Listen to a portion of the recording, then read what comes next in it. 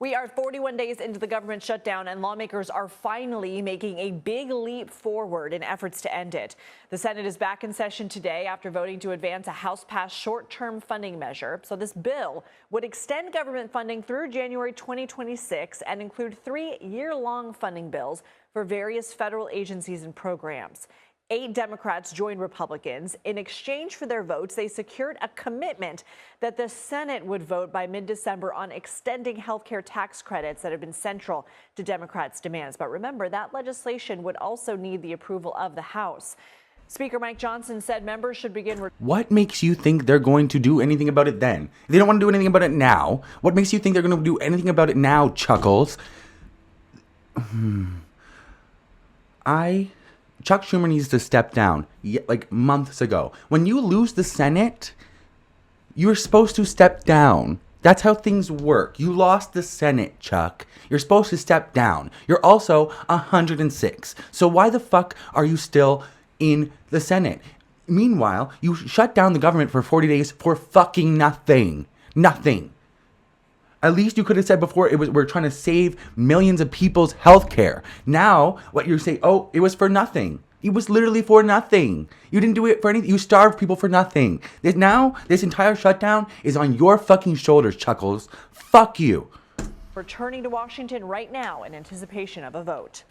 It's after 40 days of wandering in the wilderness and making the American people suffer needlessly. Some Senate Democrats finally have stepped forward to end the pain. Democrats have been waging Oh, this God, even worse. I hate both those motherfuckers. You should be calling for Chuck to step down. You are the minority leader of the House. You should be asking for the minority leader of the Senate to step down. He should have already been stepped down. You are both, you can't, because you're both beholden to the same corporate donors. You are bullshit. You need to step down as well, Hakeem. You're bullshit. Same with you, Mike Johnson. You're useless. Like, there's nothing, there's no use to you. Like, what are you here for? Other than just, like, suck Donald Trump's dick all the time. Do you have to, like, take the diapers off before you suck it? Or, like, does he do that first?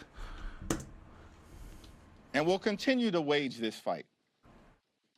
You just backed down. Your buddy, Chuckles, just fucking back down, Hakeem. What the fuck are you talking about? You just backed down. No matter what comes over to us from the United States Senate to the House of Representatives at some point this week. The timing of the final passage of the revised package in the Senate remains unclear, but Majority Leader John Thune says he hopes to hold a final vote in the near future. Thune? What a useless piece of fucking shit. Where is he at? Oh my God. Like, what a... We have team coverage of the government shutdown. Like, this is just fucking bullshit. I cannot fucking believe this shit.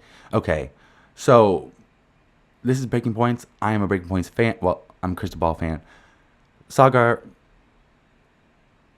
we have difference of opinion, not like fact. So like, I give him a little bit more grace than like the Fox News bitches. But like, it's kind of, I don't have an opinion. I have an opinion, but like it's somewhat neutral.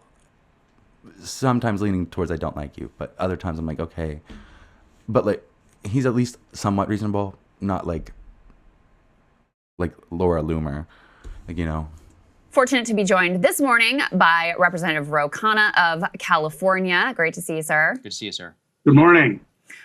So you tweeted yesterday in response to a number of centrist Democrats caving to the Republicans and voting for the shutdown deal. You tweeted this: Senator Schumer is no longer effective and should be replaced if you can't lead the fight to stop healthcare premiums from...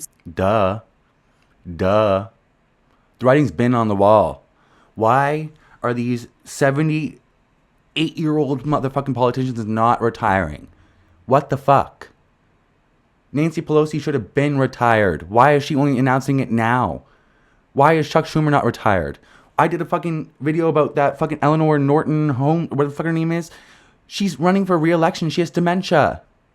The cop said she has dementia. She just got scammed out of thousands of dollars. This is ridiculous. Why are you okay with a gerontocracy in the States? This is not this seniority bullshit. Also, bring back retirement. What the fuck? I thought retirement age was 65. These motherfuckers won't go. Like, go retire. Go on vacation. Like, go, like, what? Go play golf. Go vacation. Go play with your grandkids. Go do something. Why are you here?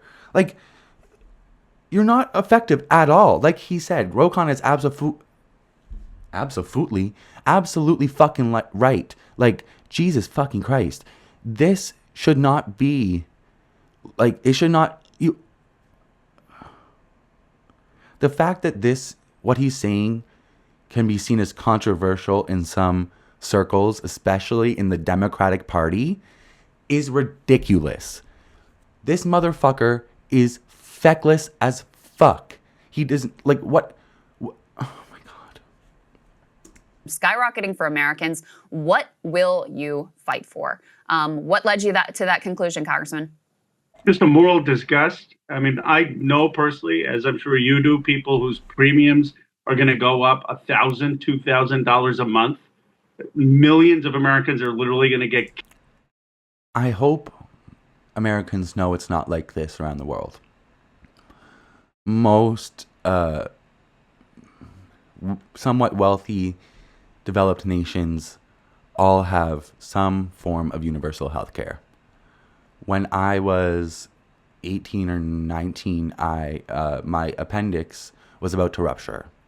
And if I didn't get surgery and it had ruptured, I would die. I had surgery, fully involved surgery, was in the hospital for 3 days, had a lot of painkillers because I was in pain, and we walked away without a bill. If we were billed for that the way you guys are in the States, if we didn't have insurance, it would have bankrupted us. So it's not like this around the world.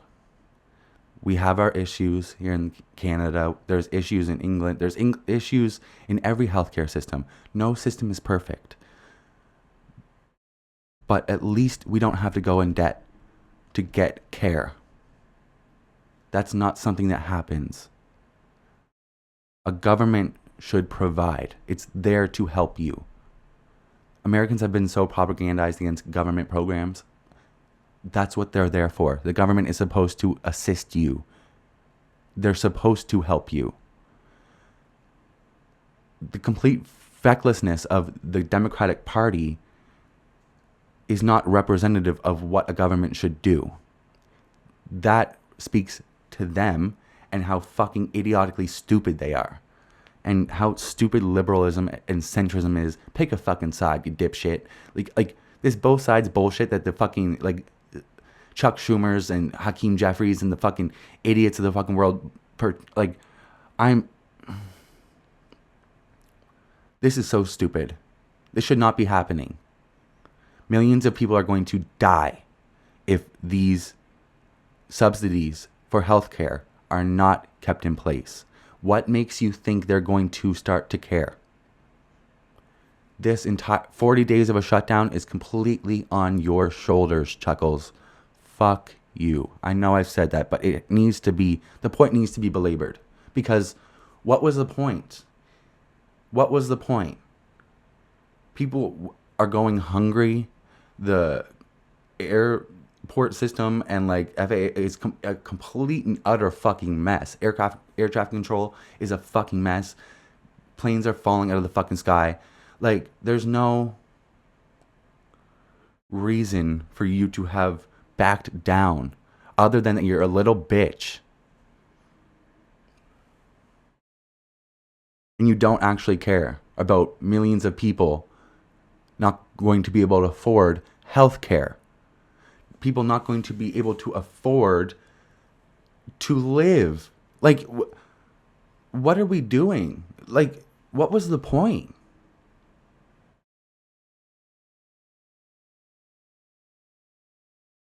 Kicked off healthcare, and we can't fight to make sure that their premiums don't go up after the Tuesday wins. It's just political malpractice. Here you have Donald Trump on the ropes, scrambling, trying to make some deal. And we basically say, well, we don't care if the premiums go up. Like, what do we stand for?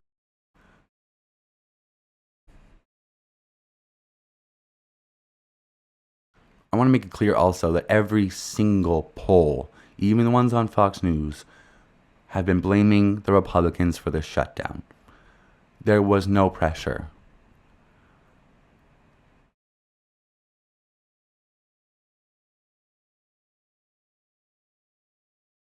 So he needs to be replaced and step down. More Democrats need to be calling for that. The only reason they aren't calling for it, let me be blunt, is because you offend a lot of donors. There are a lot of billionaires. There are a lot of donors that contribute to the DSCC, that contribute to Chuck Schumer. But, you know, we've got to make a choice of this party. Are we going to be beholden to the donors that have gotten us 2 terms of Donald Trump, or are we going to listen to people? Sir, to the cope from the Schumer. A democracy is not beholden to donors. A democracy is not beholden to rich people.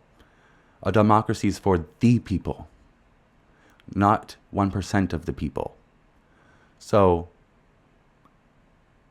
this is disgusting. The fact that your elected officials cannot come out and say the fucking truth, the fact of the matter, what needs to happen, because they're beholden to donors, rich people, billionaires, millionaires, not their constituents, not the people who elected them into power, but the people who are funding their lives. Crowd is, well, he voted no. What is he supposed to do? He can't keep his caucus in line. What's your response to that? Come on. Sir, to the cope from the Schumer crowd is, well, he voted no. What is he supposed to do? He can't keep his caucus in line. I know Sagar doesn't think that, but oh my God. Oh my God. Yes, that is cope, but also, Jesus fuck, it's his job. It's his job. It's your job, Chuck. You're supposed to keep them in line. You're leader of the fucking minority of the Senate. It's your job, Chuckles. That's why you're in the position that you're in. This is the reason that you need to fucking step down, because you can't fucking control your caucus. And I don't even believe that you didn't tell them to not to. I'm sure you gave them the fucking green light, because what the fuck do you care? You're fucking feckless as fuck. You don't do your job, and you are an impotent leader that cannot do your job well. You need to step down. What's your response to that? Come on, Schumer's been in politics for 50 years. I mean, even he couldn't say that with a straight face. He controls the caucus. He determines when a deal can be cut. He obviously gave them the green light. I don't think he would even deny that. Thank you, Rokana. He didn't call up Dick Durbin, his number 2, and say, hey, Dick, maybe you shouldn't be voting this way. So this is the typical game. It actually adds to the cynicism. I mean, if he had just voted for it, at least he could have maybe have some principled argument. But this is the worst of both worlds. It's like, look, I'm going to try to play a political game, but at the end of the day, the premiums are still going to go up. Both sides bullshit. It's centrist. What do you stand for? What do you stand for? What are your values? What are your morals?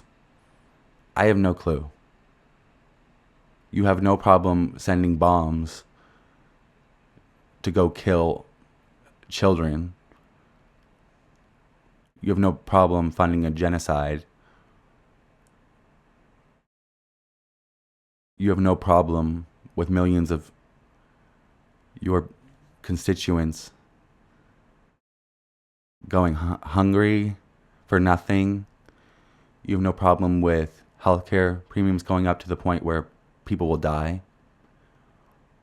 What do you stand for, Chuck? What do you stand for? So, Congressman, let me play devil's advocate here. So, what the centrists say is basically like, look, the Republicans drew a hard line; they were not bending. Trump isn't even negotiating with us.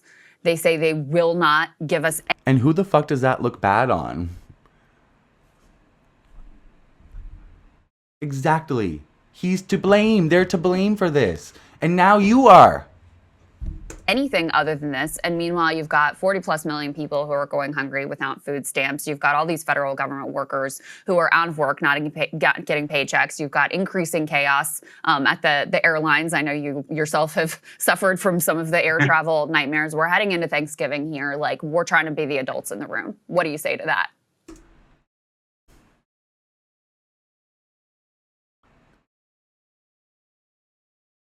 Part of why this frustrates me so much is because it feels an awful like a scab. And what I mean by that is when a union strikes, people suffer. That's a part of the strike. That's why, yes, people are going to suffer from a strike. But it's important. And when you back down and give in, it's called a scab. It's scabbing. Crossing the picket line. And to me, that's what this is. Chuck Schumer backed down. He gave in. Everybody else is trying to hold hardly. And most of the Democratic caucus would have voted to not do this, but just because the Republicans hold the majority, all they needed was eight votes, 8 Democrats, and Chuck let them. So it would be as if like a union leader was like, "Oh yeah, you guys can scab. That's okay. That's fine." That would never. They immediately would have to step down. That is ridiculous.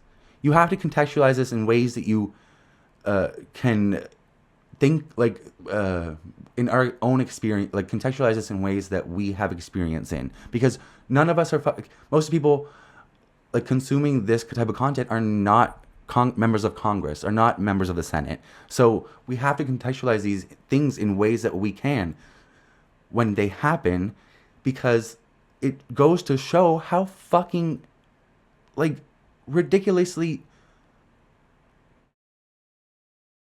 idiotic and terrible the action is.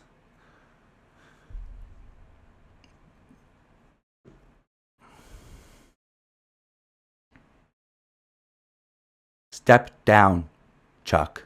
Step down. Well, look, obviously people are suffering. In my district, they're suffering in terms of the SNAP benefits being cut.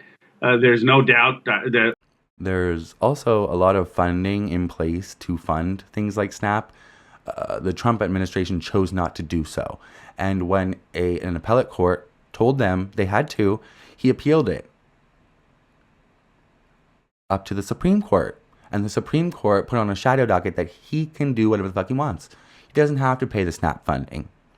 So the Supreme Court are supposed to uphold the extreme letter of the law. They are supposed to be the best of officers of the court. And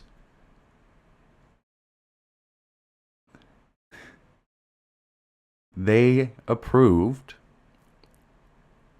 Trump not funding supplemental nutrition assistance.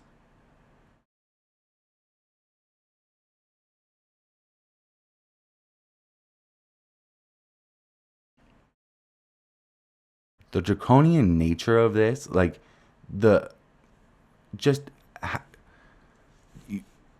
these people have no shame. They're like in the I can't even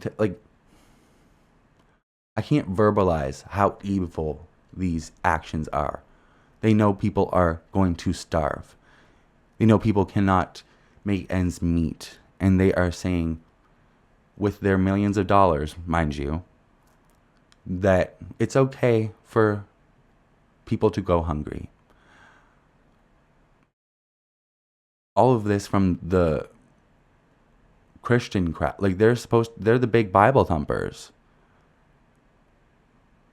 I went to church growing up. I went to Sunday school. I don't remember the part of the Bible that says, do not feed the hungry. Do not help the needy. Do not help the less fortunate. I actually remember it saying all of the other, like the complete opposite of those things. So this is just like, if you want to take it that way, evangelicals, this is demonic. Not feeding people, making people starve, not helping people get health care, treatment.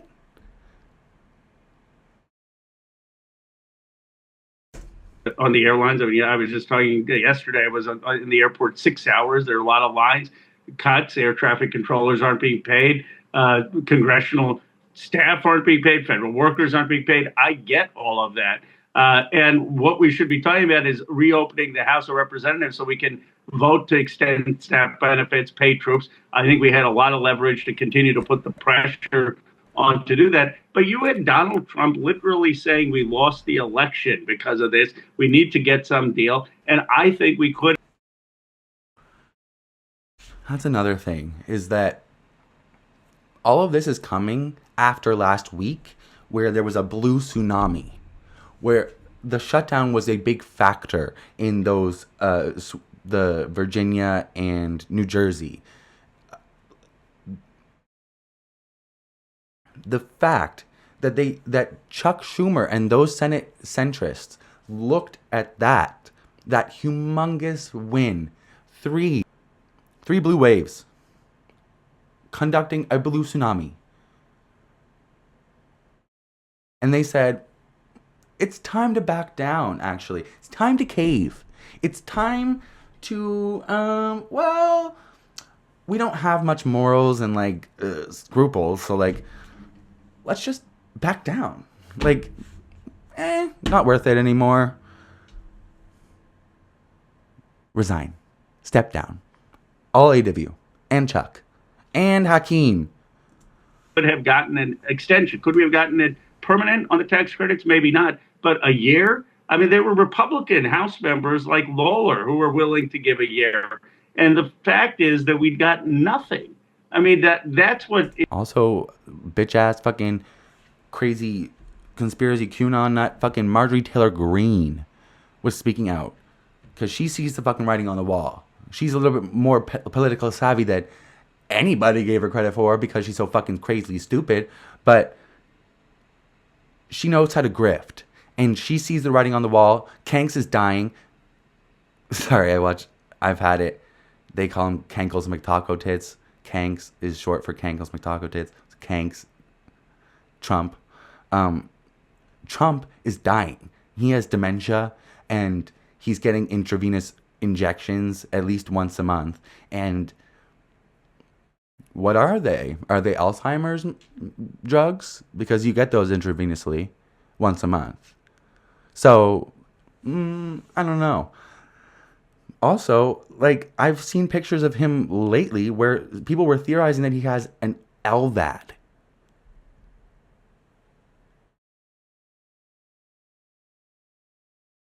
That means your heart don't work. An LVAD is like a Band-Aid on a bullet hole. It's an effective device, but it's not meant to be long term. Like, it's a crutch. It's basically helping your heart pump blood. That is not a good sign. That means your heart is failing. So there's something is happening. And I don't know if it actually was an LVAD. It could have just been people online theorizing. They saw something like there was some sort of bulkiness in his jacket. And I'm just saying, like, an LVAD is not a good sign. Usually, when I hear about LVADs, when I've heard about LVADs before in my past, like, I used to work in hospitals. I went to school to be a paramedic, and I have a minor knowledge of things. And, well, in Nova Scotia, we're required to learn a lot in paramedic school because our paramedicine is based, like our programs are based off of Australia and England here in Nova Scotia. So we learn a lot. And from what I do know, an LVAD is not a good thing. Like, Mary, that's not good. The writing is on the wall. He's circling the fucking drain. And you can tell that by looking at him. He falls asleep every other fucking day. He fucking forgets shit all the fucking time. He's so fucking stupid. Like, he's on a loop of the same couple stories. Like, he won't let things go from years ago. That's how you know that, like, it's probably because he can only remember things years ago. You see the sundown hour every single fucking time there's a press briefing in the White House, in the Oval Office. Now he can't even stand. Like,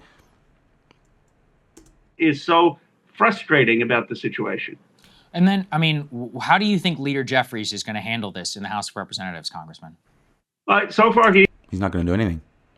He's not going to do anything. It's Hakeem Jeffries,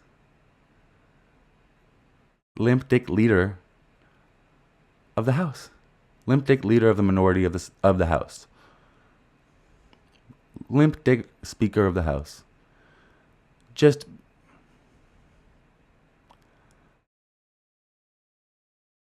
the biggest bullshitter on the fucking planet of the fucking earth is Hakeem Jeffries. Because how can you, a black man, sit there beholden to a a pack that is supportive of a fucking genocide? How can you be supportive of a fucking genocide against brown people? Have you no fucking shame? Oh my God. I don't understand how Chuck Schumer can do it, but I'm used to people with my complexion being evil at this point. I am still not over people being beholden to genocidal maniac white men that are not my complexion. That will never compute in my brain. Because how am I supposed to you are a compromised messenger. How do I not see you as completely motherfucking compromised? You cannot advocate for people and minorities here in America and then fund a genocide over in the Middle East. What is wrong with you? Talk about fucking demonic evangelicals who are the same fucking people who want to fund the genocide because they believe that all the Jewish people should be in Israel. So when the rapture comes, that they will come down and Jesus will ask the Jews, hey, you're going to sign up for Christianity or nah? When the Jewish people say, no, we're Jews, he's going to say, okay, bye, and send everybody to hell and take all the evangelicals with. That is what they believe. They're rapture preppers. They are hugely anti-Semitic. They have created this humongous conspiracy around this end of days rapture that's not going to happen. They keep on saying it's been happening for years on end. Like, it's this day, this day. I'm sure you saw it popping off on TikTok. That's not a new thing. That all of Ted Cruz, rapture prepper. Marjorie Taylor Greene, rapture prepper. Like, these people are insidious, and the Jewish people, the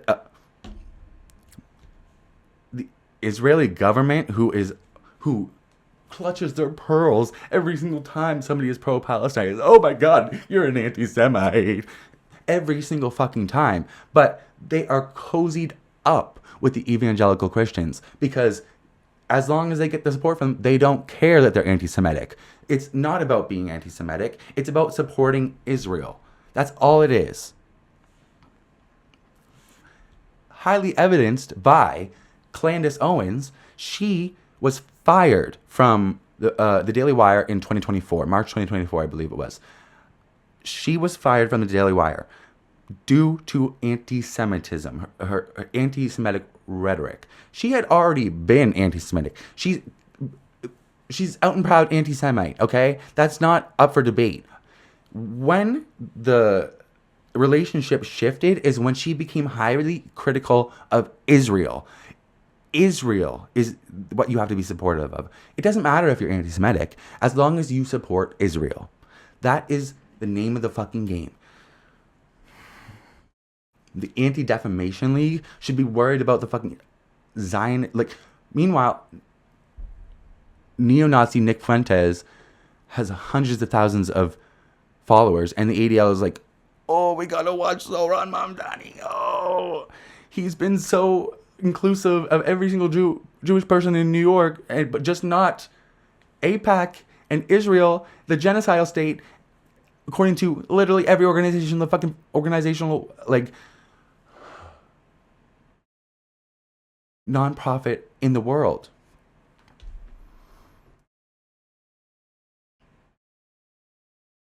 Benjamin Netanyahu is a war criminal.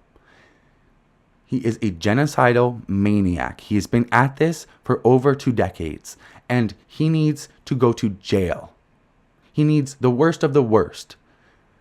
And anybody in his cabinet that is complicit in this needs so as well. War crimes need to be punished. I am tired of watching so many world leaders that are supposed to stand for peace, like American presidents, starting wars and committing war crimes. Obama, Biden. Bush. I am so tired of it. If America stands for freedom and peace, then why are you bombing people constantly? Why does it take bombs to get peace? That doesn't make sense to me. Peace does not, like, killing and peace are the furthest from each other. So what the fuck are you talking about? Killing people for what they believe or what their government believes is not freedom. Like, fuck you. He is saying that we're going to fight it with any procedural vote we can. I mean, we need a few Republicans to break. They may break depending on what the bill is. So the Democrats in the House are going to stay united and fight for the stopping the premium increases. You know, back to on the point with Schumer, one of your colleagues, Mark Pocan, also tweeted this out. He said, "Don't endorse or say who you voted for in NYC, despite there being a Dem candidate. Get Dem senators to negotiate a terrible deal that does nothing real about healthcare. Screw over a national political party. Profile of courage of." Profile, I think he meant to say profile of courage, ? Next. So clearly your sentiment is shared by at least some of your colleagues. You know, and I think the point he makes there too about Chuck Schumer refusing to even say who he voted for in New York City, I think it's an important one as well. Because if you're going to be He voted for Cuomo. He voted for Cuomo. He voted for Cuomo. That's who he voted for. He did not vote for Zohran Mamdani. I would bet my life on that. He either abdicated his vote like a little bitch. By the way, if you abdicate your vote ever, you're an idiot. That means you're an idiot. Abdicating your vote is literally giving up your say in a democracy. Not voting as a sign of... That's bullshit, bitch. That's how Trump got elected twice. That's how the Democrats keep losing, because everybody's like, oh, I don't really want to vote because it doesn't really matter. Well, clearly it fucking does matter, because now you live in a fascist authoritarian regime. Good job. leader of the Democrats. It's very clear because only 77 million people voted for Trump in a country of 350 million. So ostensibly, there should have been, if everybody had voted, ostensibly he wouldn't have won. So, good job. Democratic Party. And the Democratic base is saying, hey, this is Zohran Mamdani. This is our guy. Like, we like this guy. We like the direction he's going for. We're going to vote for him in the primary. We're going to show up in record-breaking numbers to vote. He won the primary. In record-breaking numbers, he was flipping districts that voted for Trump multiple times. And Chuck Schumer could not say a damn thing, could not endorse him. Leader of the Senate could not endorse the winner of the Democratic primary. It took Hakeem Jeffries until, 24 to 48 hours beforehand to endorse him? because he's completely feckless. He's completely beholden to AIPAC, and I'm sure he got a lot of slack for that. From the general election, make sure that he wins, and you can't even say that you voted for the Democratic candidate? I mean, how? He didn't. He voted for Cuomo because they are the same. It's this like blue MAGA mentality. Like all the way, it's like Chuck Schumer, Hakeem, all the way down to like that dark money group that was funding Chorus, Brian Tyler Cohen. It's blue MAGA.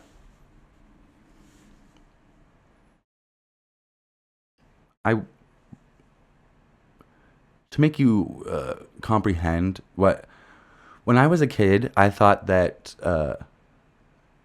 Barack Obama was a Republican because of his policies. I didn't really understand the names or anything. He just seemed like a conservative because his policies matched conservatives in my country, in a lot of countries. But America is so fucked that he was viewed as a progressive Democrat.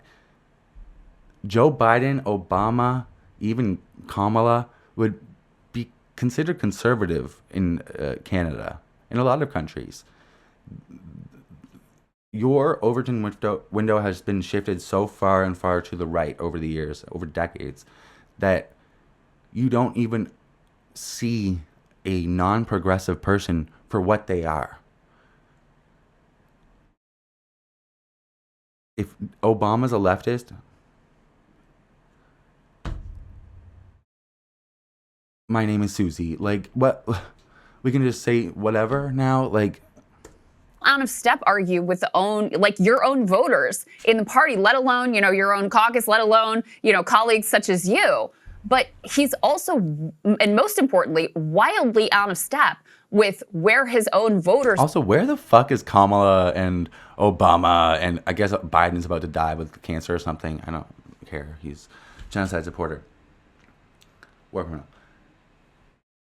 Kamala has been going around on her book tour whining about shit that happened. And it should not be lost on you that your book is literally called 10-7, bitch. I know it's 107 days. You couldn't think of anything else?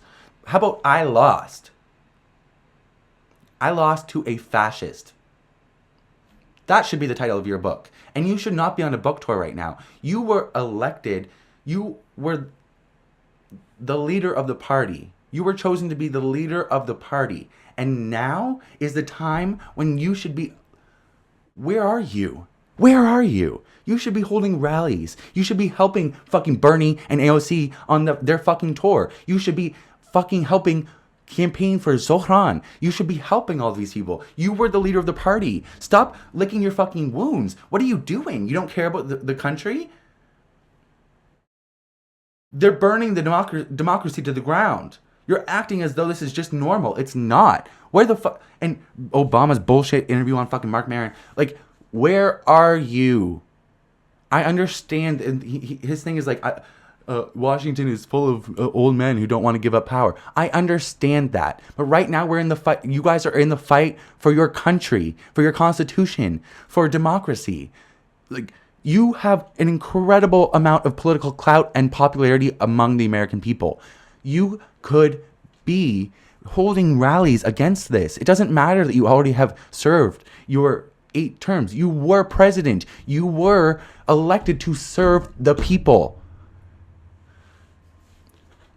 You haven't, it's been 9 years. Like, you haven't had enough of your retirement. Like, you can't come back and actually put in some fucking work. Like, Jesus fucking Christ. Like, what are we doing? What are we doing? Like, please lay down, Mom. Lay down. Lay down. This is ridiculous. Like, I don't understand this.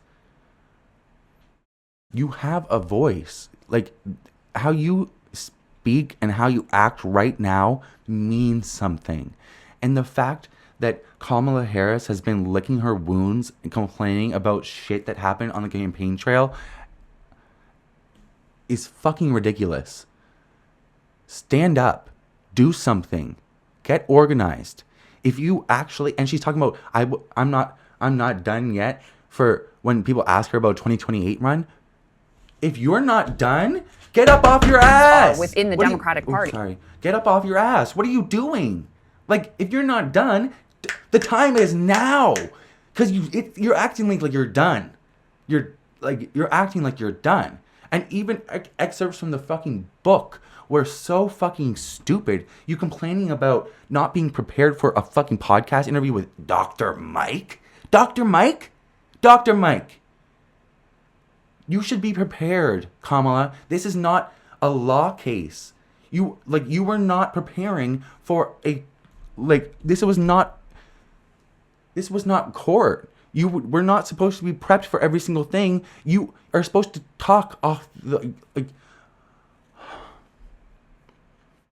You were supposed to be able to riff off of a conversation and just be a person. You were not supposed to be prepared for every single talking point. You can just say what you believe. Like, part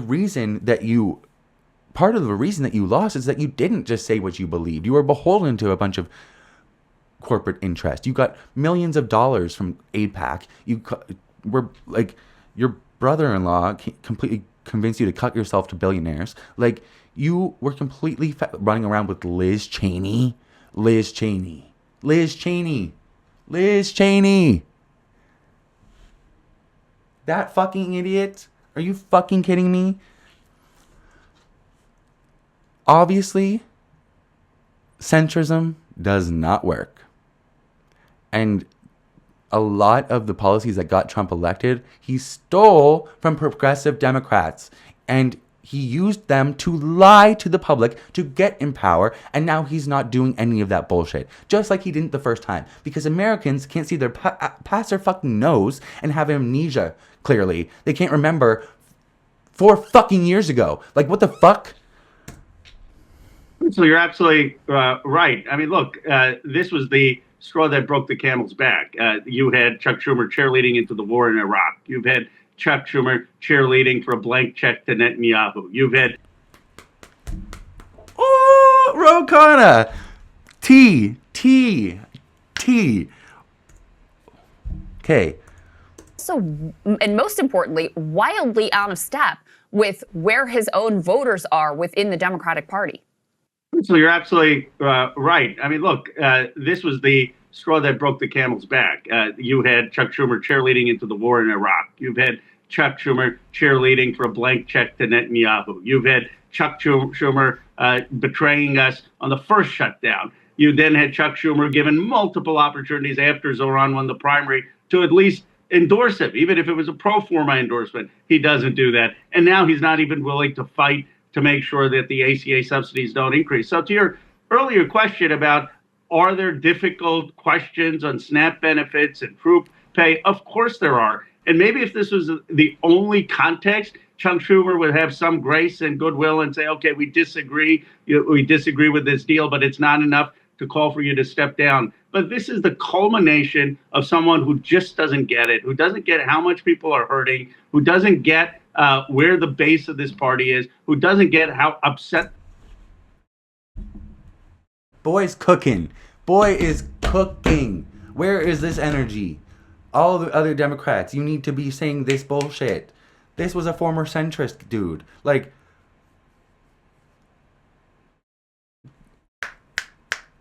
T, go off. This boy's cooking. Cooking with gas. What the fuck?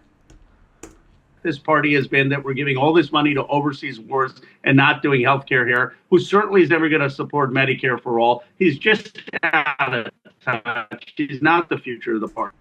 I also want to point out, make it clear, that Chuck Schumer is very, very for war, as long as it's against brown people, because he's clearly an Islamophobic, racist piece of fucking shit. He does not care how many brown people die. He does not care what happens to a country that is inhabited by those people. All he cares about is fucking Benjamin Netanyahu and taking AIPAC dollars and killing brown people. That's what he's for, because he supported the Iraq war, he supported the genocide in Israel, and he's oh my God, he is the worst Senate leader that America has ever had, and that's saying something.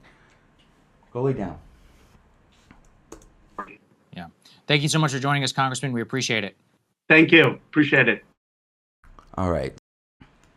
This is another reason why this motherfucker is fucking compromised, okay? He has taken over $1.7 million from AIPAC, the Israel lobby. $1.7 million. Do you not think that you're compromised, Chuck? How the fuck are you America first? You're clearly Israel first. Your voting record supports that. The amount of money you've taken from the pro-Israel lobby supports that. You fucking Islamophobic racist piece of fucking shit. Step down. You are feckless and you're a piece of shit. Like, what? Oh my God. Step down, Chuck. Step down. Okay, so I have been very frustrated, like many people, with the mainstream corporate establishment media. And I want to talk about where my frustrations kind of lie, not only because they're beholden to corporate interests and establishment interests, but there's specific people that I have an issue with because I feel like they're compromised. If they cannot admit to fact, I feel like they're compromised. It's not a matter of an opinion, it's a fact. So this is Larry Ellison. Larry Ellison is a key figure in the recent acquisition of a majority stake in Paramount Global, which is controlled by his son's company, Skydance Media. Although David Ellison led the deal, Larry Ellison is a majority shareholder of the parent company, National Amusements, Inc. So now Larry Ellison, he owns Paramount Skydance. He has a majority share. So he now owns CBS, and he is completely and 100% beholden to Israel. He's a humongous Zionist, and now he owns Paramount. Now he owns CBS. So he, like, to say that this motherfucker is a compromised messenger is like duh. Like, it's such a, like, it's such an obvious fucking statement to say that, because this motherfucker is compromised. Like, he is a genocide supporter. He's a Zionist. He is racist. He's an Islamophobe. He's a piece of fucking shit. And like, these people are who are leading the media. Like, so CBS, now he owns CBS.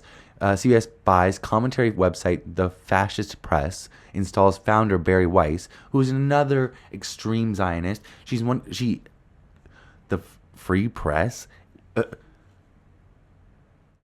it was, nothing about it was free. It was bought out by every single fucking Israel lobby there was. But she is just a huge Zionist. She's a liar. She's not a good fucking, she started this shitty fucking website that would peddle out misinformation, propaganda, and bullshit, and she got rewarded for that as the CBS News editor-in-chief, which is ridiculous. Like, it's a newly created position also, and it's fucking ridiculous because this bitch has no experience in TV. Like, this is and now she's in charge because she's a Zionist mouthpiece. Paramount said Monday that it has bought the commentary website The Free Press and installed its founder Barry Weiss as the editor-in-chief of CBS, a newly created position. The announcement, while anticipated, is a bold move for the venerable new television news network, initiated by new corporate leader David Ellison. That's Larry Ellison's son. Weiss's experience is in print journalism, particularly in commentary. So she has no experience in TV. But now she's the editor-in-chief of CBS, which makes no sense. I'm confident her entrepreneurial drive and editorial vision will invigorate CBS News, Ellison said. Bullshit. You want a fucking Zionist Israel mouthpiece to be at the fucking head of CBS, and that's what you want. Like, that's what you got. And of course, like, it's not we can sit here and I'm gonna like attack liberal, centrist, establishment, corporate media, as much as I can. But I will also do so on the right, because Fox, they're completely beholden to Donald Trump. They have been sued for almost $1 billion for lying.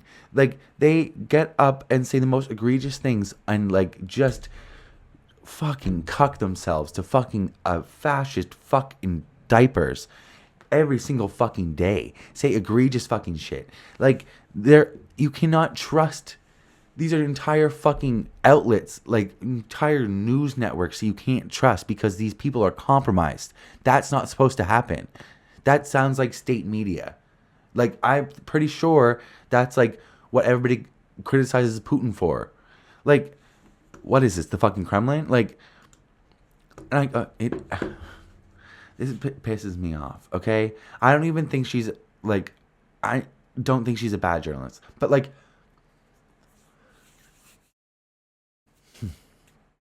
Let's just read. Wallace served as the White House Communications Director during the second term of the presidency of George W. Bush. Are you fucking kidding me? Ew. That's when he was, like, that's prime Iraq War. Like, that is crazy. And, like, you're gonna come out and say that the war in Ukraine is wrong, the war, like what's happening in Venezuela is wrong. You were the mouthpiece for George Bush. You're compromised. You shouldn't be hosting a show on a liberal network. Hello? And I am so tired of everybody, like, so many of these people are like Republican before 2021, Republican before 2020. Fuck you. Fuck you.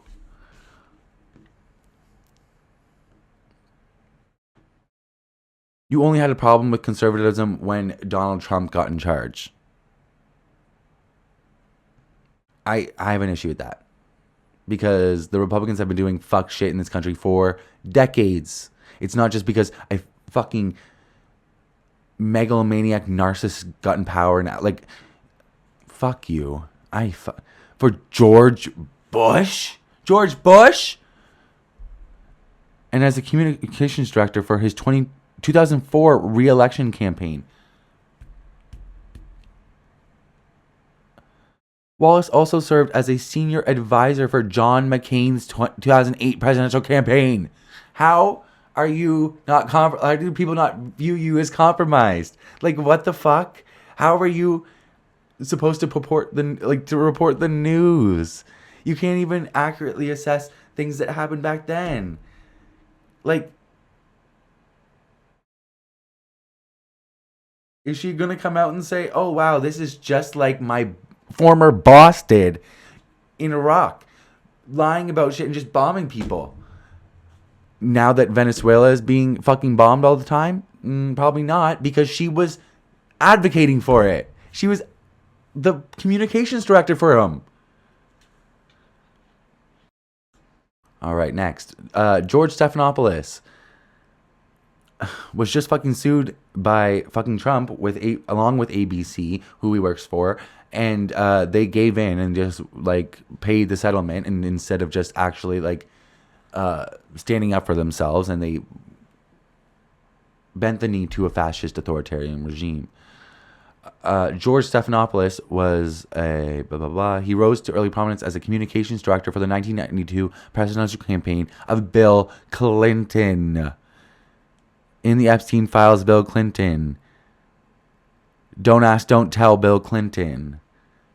Fucked a 22-year-old. Got his dick sucked by a 22-year-old that worked for him as the most powerful man in the country. Bill Clinton.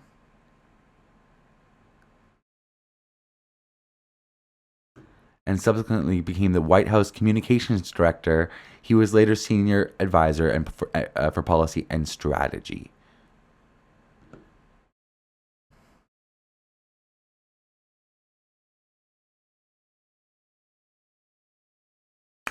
How do you trust these people? Like, is he going to come out and say that preceded by Rahm Emanuel. Oh, Jesus Christ. Gag me with a spoon. Jesus fuck. You guys, how are these people not viewed as compromised? You worked for a president that got impeached successfully. Like, okay, next. Jen Psaki. I find Jen Psaki to be one of the better ones. But regardless, there's still so many things. Like the other day she was on I've Had It, and she was asked a question about Joe Biden. She started to, I have a deep love and respect for Joe Biden. Bitch, shut the fuck up. Shut the fuck up. I'm so tired of the Biden glazers. Like, what is going on? The motherfucker was almost in the grave demented by the end of his term, and he thought he could run again. If you don't think that was, if you can't come out and say Biden was senile, there's no reason in hell that he should have ran for re-election. If you can't come out and say that, if you can't come out and say that Joe Biden is a genocide supporter, Joe Biden funded a genocide, then you are a compromised messenger. I don't understand this. Like, how is anybody supposed to trust you when you can't come out and say fact? Like, the death of journalism needs to be studied, because this is not okay.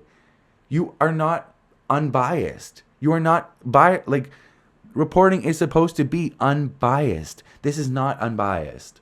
Because you are beholden to somebody else, a former president, two former presidents, a political advisor who served under both the Obama and the Biden administrations. So if you can't come out and say Obama committed war crimes in the Middle East, he broke the record for the amount of drone strikes. He was a record-breaking drone. Mind you, Donald Trump increased drone strikes by 431%. So he's not better. It didn't get better. But at the same time, if you can't come out and say that, those are war crimes. If you can't come out and say that Joe Biden is a genocide supporter who never should have said he was going to run for re-election, that's ridiculous. Then you are compromised. You're beholden to past presidents. Like, you... All right, Simone Sanders Townsend. I don't have much against her either, because she was for the Bernie Sanders. She was a national press secretary for Bernie Sanders, so I'm sure we would agree on a few more things. But after Biden won the election in 2020, she was named chief spokesperson and senior advisor for Vice President Kamala Harris. So I'm not very familiar with her show. I'm pretty sure she works for... Oh no, she has the weeknight. So she usually has there's a panel. There's a group of them. I don't really watch that show. I'm not sure what they say, but I'm sure that she probably toes the line of respect and is probably a little bit beholden to her former boss, Kamala Harris, and ipso facto, Joe Biden. So I'm just so frustrated. It's...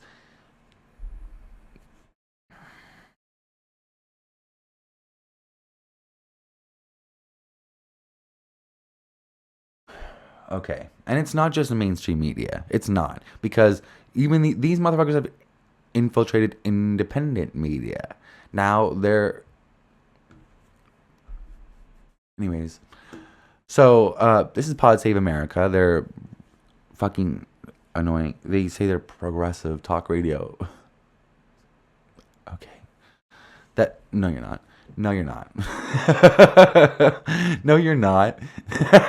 These are liberal, centrist, progressive. Maybe that's what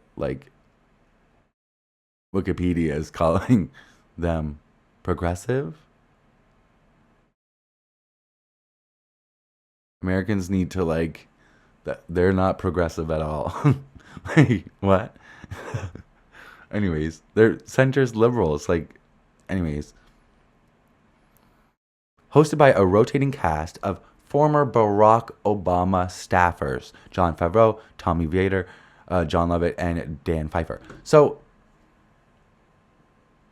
hosted by a rotating cast of former Barack Obama staffers. The war criminal. The war criminal. I don't understand how people watch these people and just like take them at like I don't you guys have so much disdain for government and establishment, but then so many people will look to the people that were a part of those establishments and governments to get their fucking opinion on the news. Like,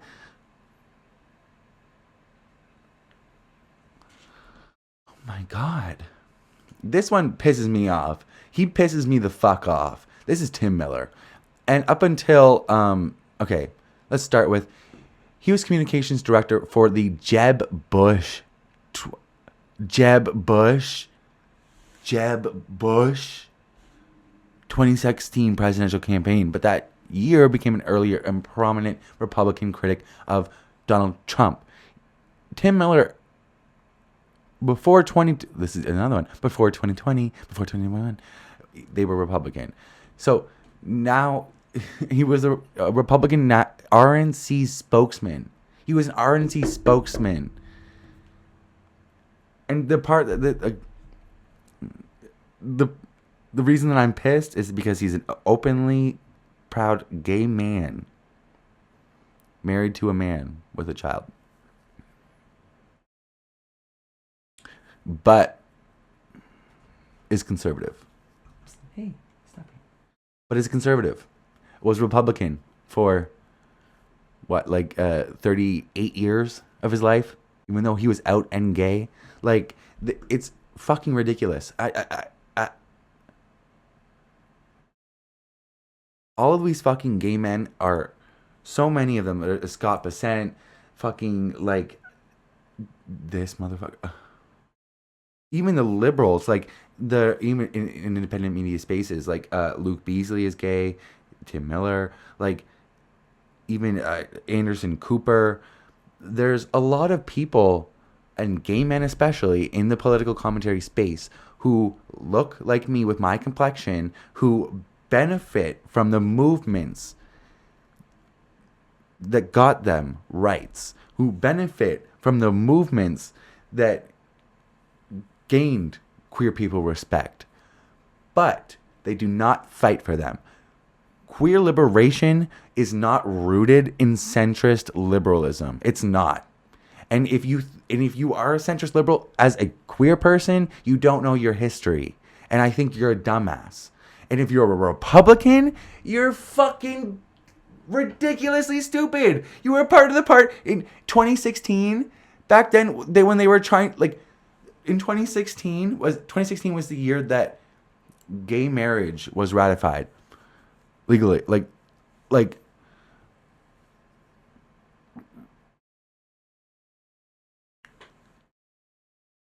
and who voted against it? It only got passed because the Democrats had a majority of the House. And who was against it? The Republican Party.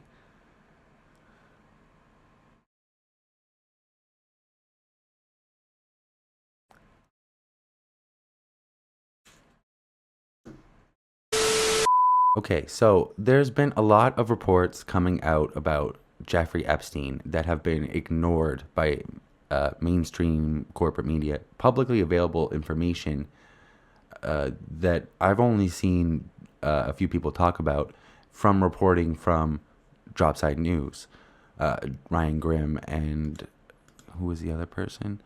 Murtaza Hussain. So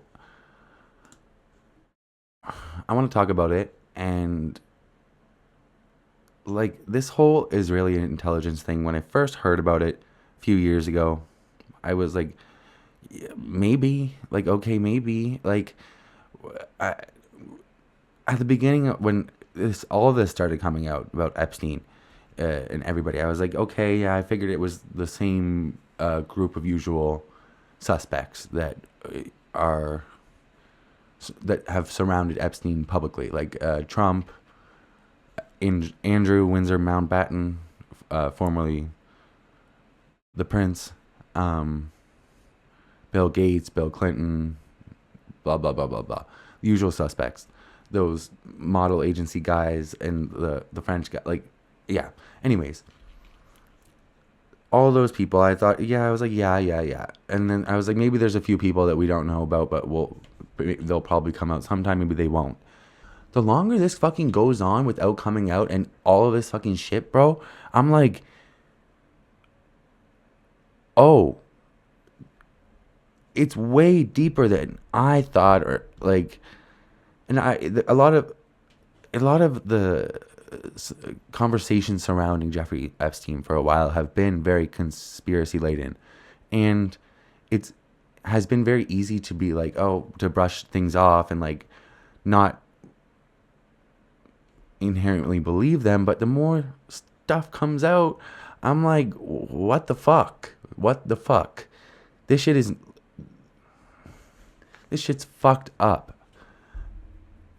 Okay, so Caitlin Johnstone, this is a tweet from her. One of the craziest things happening right now is how there's been report after report after report showing that Epstein really was an Israeli intelligence operative based on publicly available documents, and yet it's had no measurable impact on mainstream media or politics, which is very true. I haven't seen anybody talk about this other than a few people talking about the reporting of Ryan Grimm and Murtaza Hussein for Drops Hate News. And it's fucking ridiculous. It's at this point, it has to be like, there has to be some sort of journalistic malpractice placed upon the media, because the press is a pillar of democracy. Without the press, if you get rid of the press, it's one of the first things to go when democracy dies. And the press is not doing their job. The mainstream corporate media is beholden to corporate interests, billionaires, and and along party lines. Like, journalists and reporters, the people you see on the news, should not be partisan. They should be, the only thing that they should be beholden to is the truth. The press should not be beholden to anybody or anything except the truth. That's what the press is for. And when the press dies, democracy will soon die after it. And we have to start asking for more out of the media, because this is not enough. Like, this is malpractice. You need to start calling things how they are. You need to start showing us the world how it is. This is not what you're here for. Fluff pieces and scripts and just pre-approved positions are not what the press is there for. I released a video earlier today, and it was all about certain journalists that I feel are compromised and beholden to different interests and different people in politics. And we need to start asking for more. There's no reason that we should be turning on the news and the anchors are former mouthpieces for presidents who committed war crimes. Like, what the fuck? So I pulled all these up. Like I said, the farther this goes, the deeper it gets. Everything that more comes out. This goes deeper than I could have ever fucking imagined. And it's looking more and more like Jeffrey Epstein was Israeli intelligence. And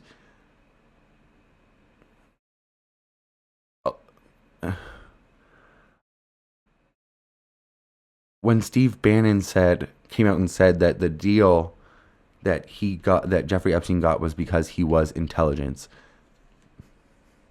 that sweetheart deal is looking like such. Like, there.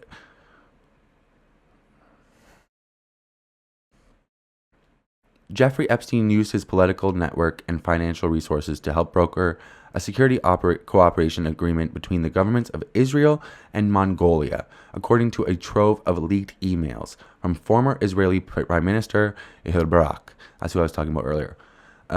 This new set of emails between Barak and Epstein has largely been ignored by the mainstream press, but includes crucial new context on Epstein's operation. So this report is from September 28th. Have you seen the news talk about this? No.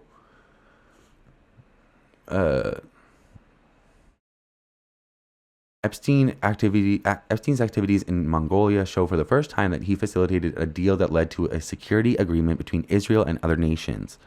Although the emails lack cryptographic signatures, they contain a vast amount of unpublished private photographs and documents from Barak and his inner circle, including information that was not publicly known at the time. Messages spanning from 2013 to 2016 show intimate, oftentimes daily correspondence between Barak and Epstein. Their conversations address political and business strategy as Epstein coordinated meetings for Barak with other members of his elite circles.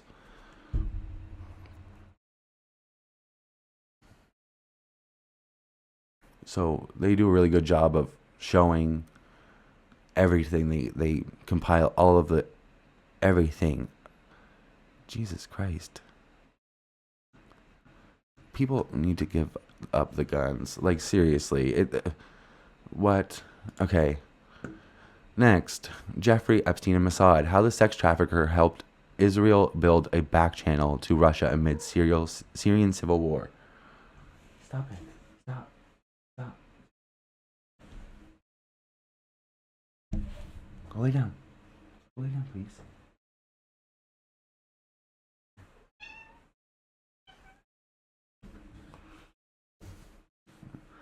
Jeffrey Epstein and Mossad. How the sex trafficker helped Israel build a back channel to Russia amid Syrian civil war. Hacked emails show how Jeffrey Epstein and former Israeli Prime Minister Iraq tried to engineer a Russian-led solution to remove Bashar al-Assad, which is a name I haven't heard in a while.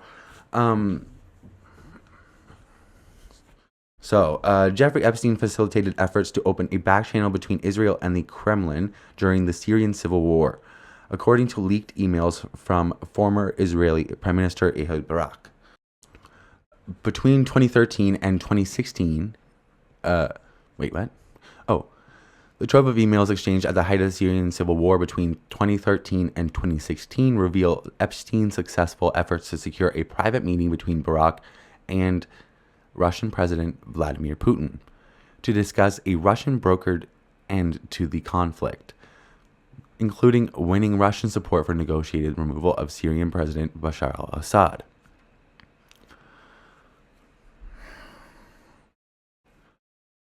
The current president of Syria is extremely pro-Israel, so you can theorize as to why they would want that.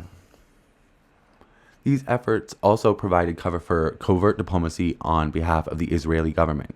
Together, Barak and Epstein sought to pressure the Obama administration to either intervene directly in the Syrian war or make concessions to the Kremlin in exchange for Assad's graceful exit. In their exchanges, Epstein expressed his frustration at the Obama administration's failures to contain Tehran, as the two men searched for opportunities to promote U.S. strikes on Iran.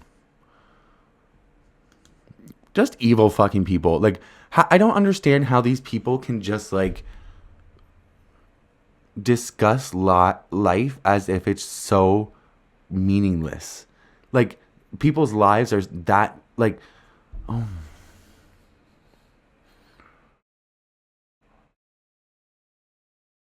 After their failed attempt to remove Assad, Barak and Epstein sought to leverage the Russian channel again in 2015, as Barak pushed for U.S. strikes on Iran and rejected Obama's nuclear deal framework. Barak failed to convince the Obama administration to change course. The plot, nevertheless, illustrated Epstein's knack for steering the superpowers towards Israel's interests. God, that legacy lives on. Jesus, fuck. Hello, Jonathan Greenblatt. Like, fuck. Christ. Okay. Jesus Christ. These people are fucking sick in the head. Like, Israel's interest by leveraging a social network that intersected the Israeli, American, and Russian intelligence communities. And again, they go on to report how they got this, all the evidence, what happened. Okay. So Jeffrey Epstein helped Israel sell a surveillance state to the Côte d'Ivoire. English speakers, that's the Ivory Coast.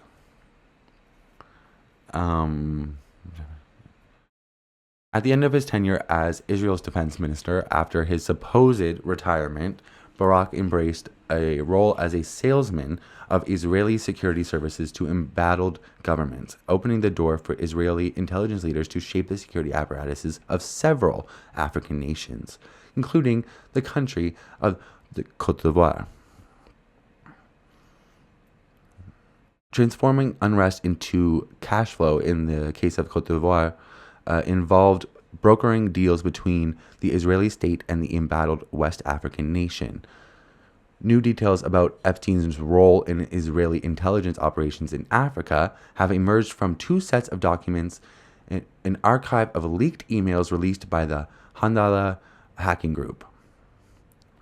The latter set includes Epstein's personal emails and appointment calendars, which provide clear evidence of Epstein's involvement in Israel's West African security negotiations in 2012.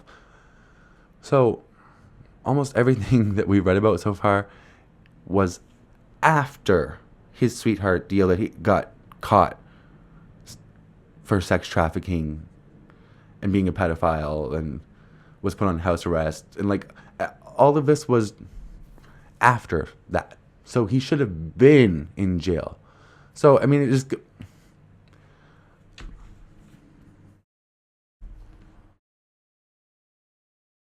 This is just so fucking...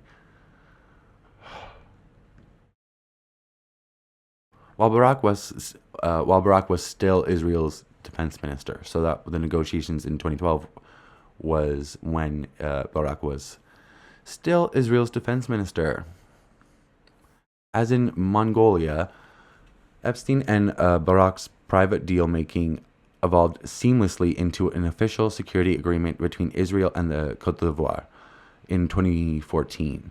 Since the agreement was signed over a decade ago, President Alassane Ouattara has tightened his grip on power, banning public demonstrations and arresting peaceful protesters.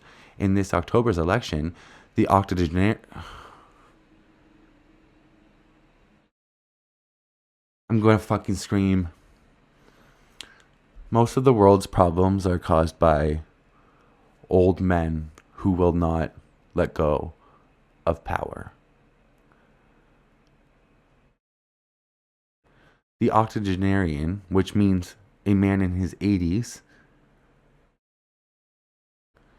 won a fourth term in defiance of the constitutional term limits.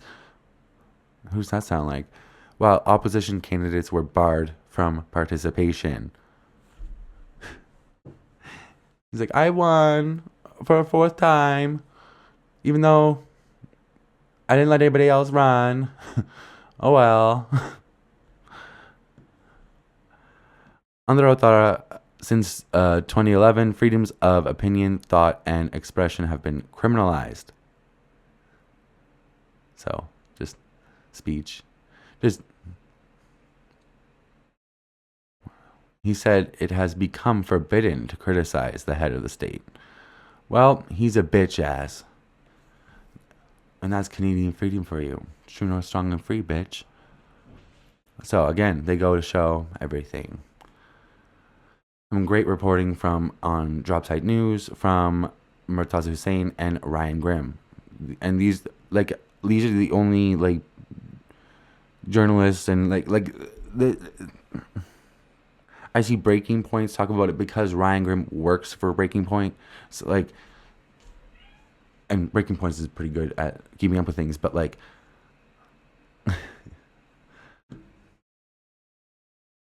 Like, why is this not? Why are these not big like ticket news items? Especially when this is like a bipartisan base support to release the Epstein files. It's not just Democrats or liberals or whatever. It's everybody almost everybody across the political aisle that's not completely beholden to dementia-ridden fool in diapers or pedophiles themselves. Everybody except those people are fucking for the release of the Epstein files. We all want that. That's a big thing that everybody wants. Like, Jeffrey Epstein helped broker an Israeli security agreement with Mongolia. Jeffrey Epstein and the Mossad. How the sex trafficker helped Israel build a back channel to Russia amid Syrian civil war. Jeffrey Epstein helped Israel sell a surveillance state to Cote d'Ivoire. Israeli spies stayed in weeks at a time with Jeffrey Epstein in Manhattan. Like, these need to be like,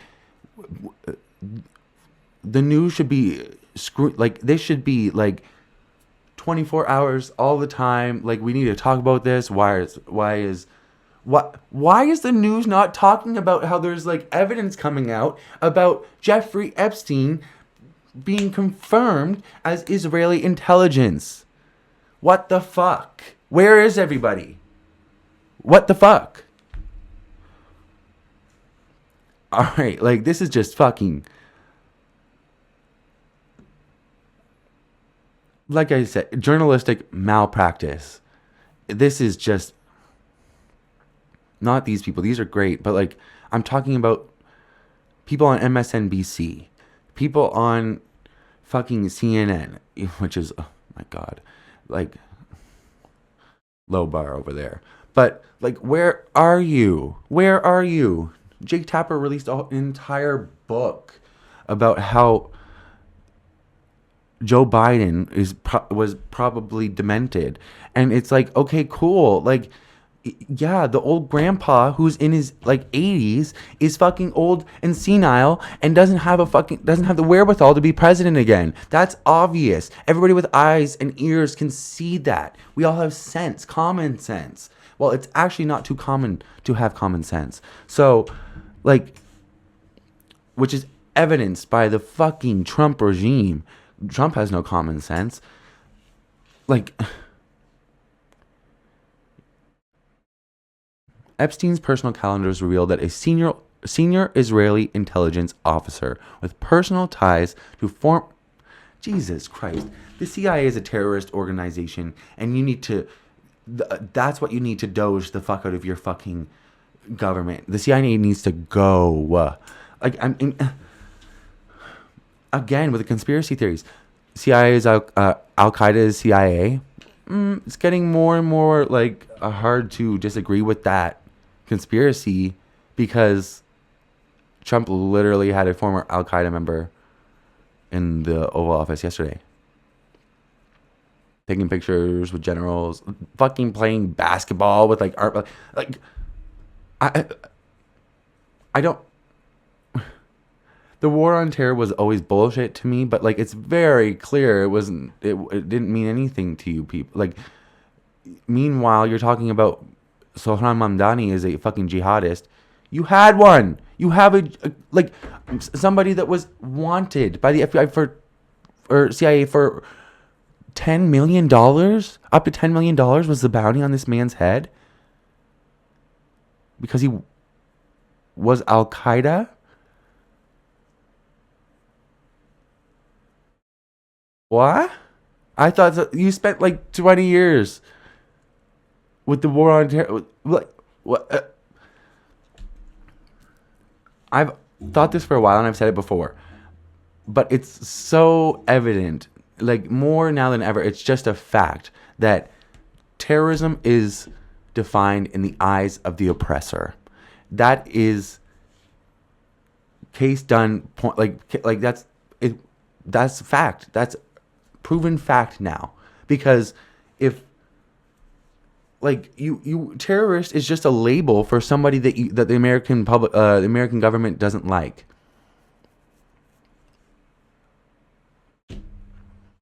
Benjamin Netanyahu is a fucking terrorist. He gets the fucking red carpet laid out for him. Fucking Vladimir Putin, all the shit that he's done. Like, what I think, well, I mean, it's pretty clear that as long as your complexion matches mine, then you're probably not going to be labeled as a terrorist.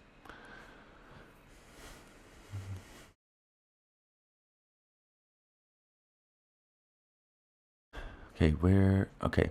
Epstein's personal calendars reveal that a senior Israeli intelligence officer with personal ties to former CIA director Leon Panetta lived at Epstein's Manhattan apartment for multiple stretches between 2013 and 2016 after the sweetheart deal was made. Thank you, Acosta. When cross-referenced with emails leaked from the inbox of former Israeli Prime Minister Ehud Barak, a portrait emerges of Epstein at the nexus of high-ranking intelligence officials in both the U.S. and Israel.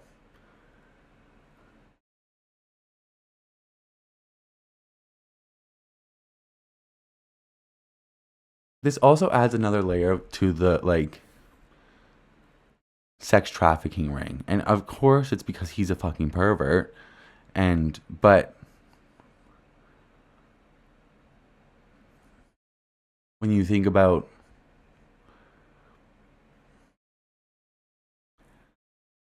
potential blackmail with these things, I mean, obviously it'd be a huge scandal for anybody. I mean, who was it that came out and said that? Oh, Howard Nuttlicker.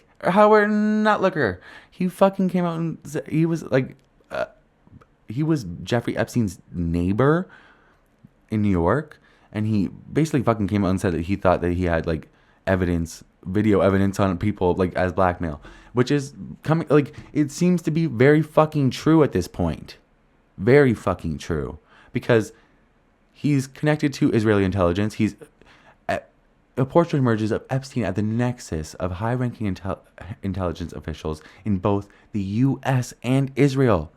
That's insane. The sex trafficker. That's not that. This is sickening, and not the good way. Meanwhile, we're left wondering why the rest of the media, which has demonstrated no lack of excitement when it comes to the saga of Jeffrey Epstein, has all of a sudden lost its reporting capacity in the face of reams of publicly available newsworthy documents. A question for editors reading this newsletter. What are you doing? I have the same fucking question. What the fuck are you doing? In my opinion, it's journalistic malpractice. And I've said it multiple times in this video, but and I will keep on fucking saying it, because that's what it is. Do your jobs.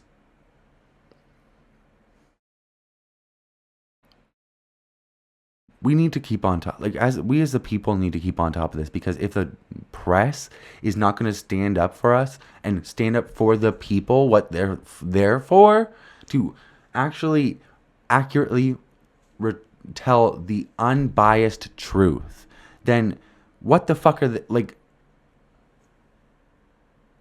what is the point of them? I don't understand.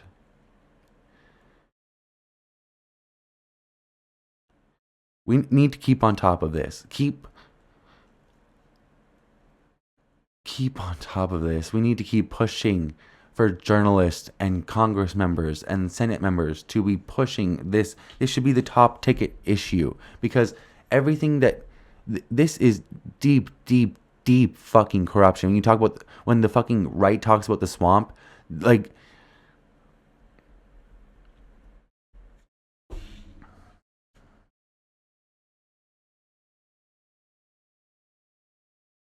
rarely am I speechless, but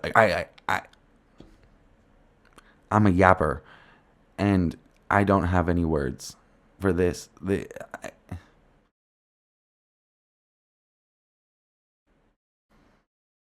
Have a good night. Keep your eyes open. I think that what these emails are showing, if nothing else, that he was part of Epstein's world very closely. The emails indicate that he was at Epstein's home. The emails seem to indicate that, that he might even have damaging information about Trump. I mean, there's one email from the author Michael Wolff, which was written just before the election, where Wolff is sort of coaxing Epstein to tell the public what he knows because it would finish him, was the words that Wolff used. Now, Epstein was a fabulist. We know that he exaggerated a lot of things. So just because these are in these, some of this damaging information are in these emails doesn't make it true. Let me just read. Okay, so last night, I literally put out a video, and it was about how Epstein has pretty much been confirmed from leaked emails to be Israeli intelligence. And then this morning, this gets released from the Oversight Committee.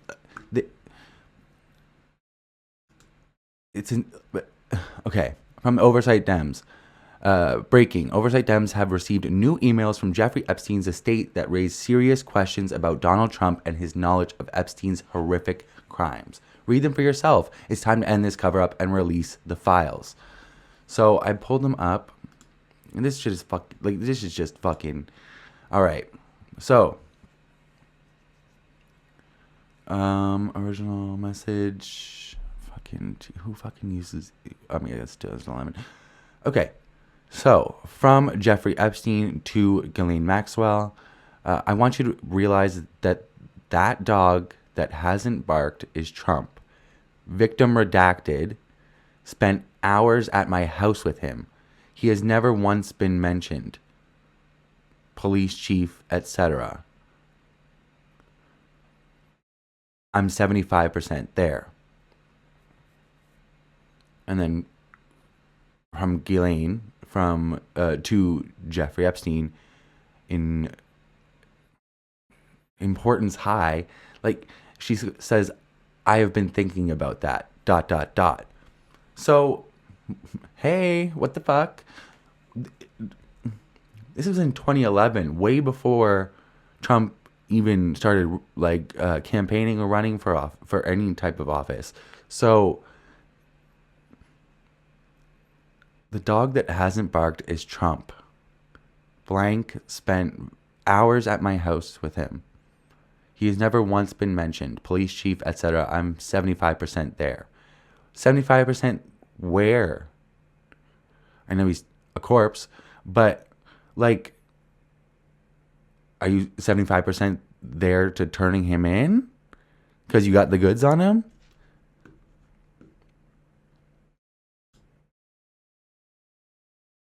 Victim redacted name at Mar-a-Lago, redacted. Trump said he asked me to resign as a member, I guess. Never a member ever. Of course he knew about the girls as he asked Elaine to stop.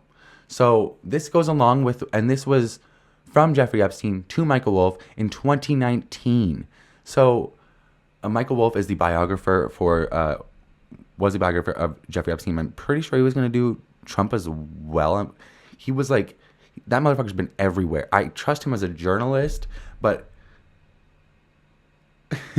if I was a subject or if he do not trust him. If he wants to buy, he plays both sides of the street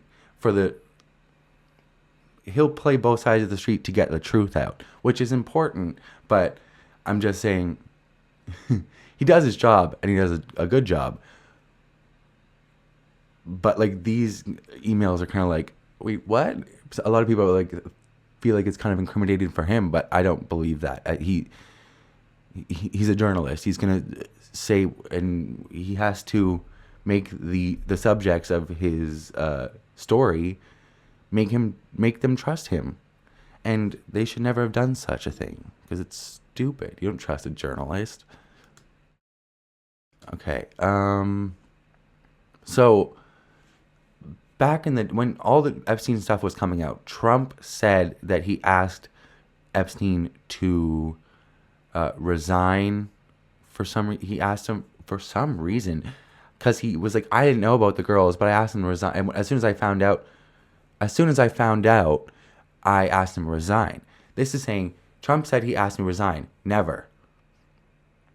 Of course he knew about the girls. He asked Ghislaine to stop. So, like, he knew about, it's just like, obviously Trump knew.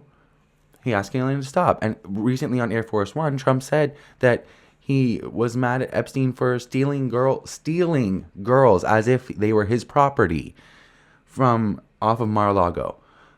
Which is true. That's what happened to Virginia Giuffre. Rest in peace. She allegedly killed herself this year. Allegedly. Okay, 2015. So this is when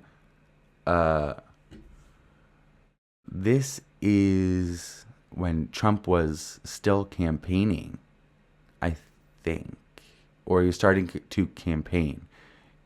Yes. Okay. So from Michael Wolff to Jeffrey Epstein.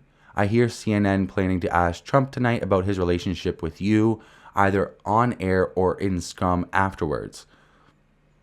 Jeffrey Epstein writes back, if we were able to craft an answer for him, what do you think it should be?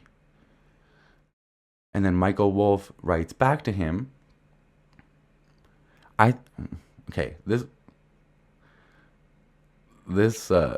the first sentence of this is kind of chilling when you realize who he wrote it to. Well, it's not because I feel for him, but it's like, oh, I think you should let him hang himself.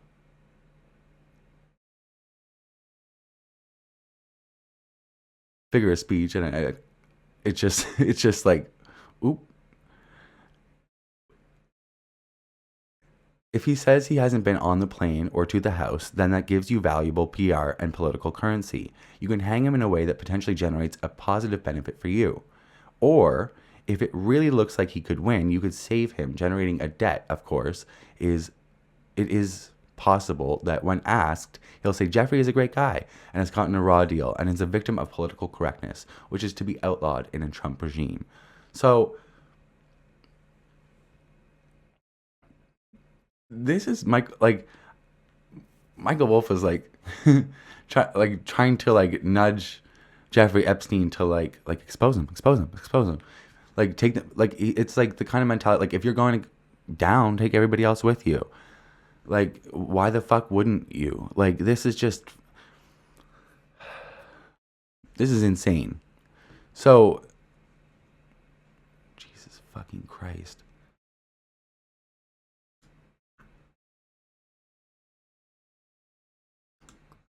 This one, I want you to realize that dog hasn't barked. The dog that hasn't barked is Trump.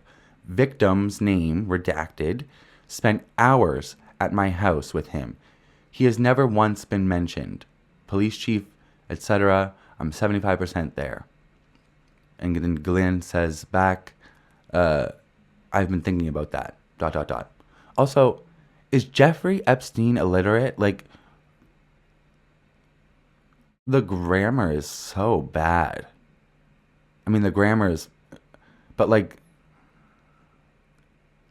I don't know. No capitals. Some of the punctuation makes no sense. Who puts 2 commas? Why is there a huge space after police, before police chief, etc.? Usually you would list off 1 or 2 things at least before you say etc. And then I'm 75% there. There's no punctuation between I and M. 75% there to what? There's no punctuation at the end of that. This is a nightmare. This is a formatical nightmare. What the? There's this ellipses only has 2 periods, or is it an ellipses or is it just a period? Because he used 2 commas over here. Is this code? What? or are you just dumb? Like,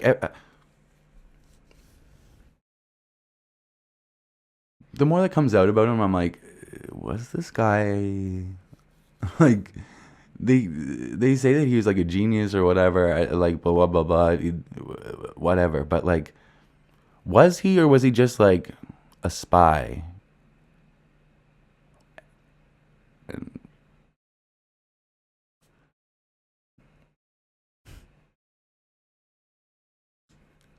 Israeli intelligence is not that intelligent, in my opinion. So fits in. It's just fucking. This is like, what? And then on top of this, you have basically the confirmation from reporting from Drop Site News that Jeffrey Epstein was Israeli intelligence in one form or another. It's basically been confirmed at this point, and now it's being confirmed. Well, we all knew Trump was fucking titties deep in the fucking Epstein files, but this is like damning. How is this not damning? You have like, I don't understand how he can get away with this. There's no fucking possible way. Like,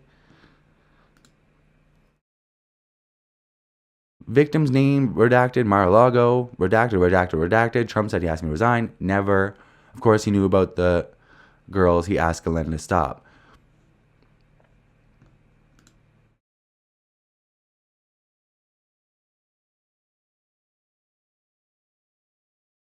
Also, like, and since it has pretty much been confirmed that Jeffrey Epstein was Israeli intelligence, and he had cameras, and apparently he has cameras all over his fucking homes. Apparently the places were fucking bugged, like, to the fucking high heavens. Victim's name redacted. Spent hours at my house with him. You really don't think he has video of that, audio of that, something? Who, like, and how many times did that happen? This is 2011. That's when they were friends for, they've been friends for like over a decade. Like,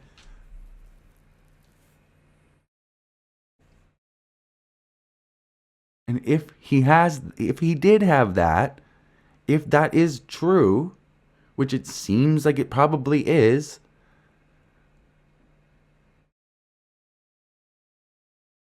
who has it now? Who has it now? If he was Israeli intelligence, does Israeli intelligence have those files? That footage? Is that why a blank check was written to Benjamin Netanyahu? Is that why you've been rolling out the red carpet for that war criminal, genocidal maniac? Is that why you're so beholden to Israel? Is that why you roll out the red carpet for Putin? Does he have the same files? Did they share a little bit to fucking get one over on you?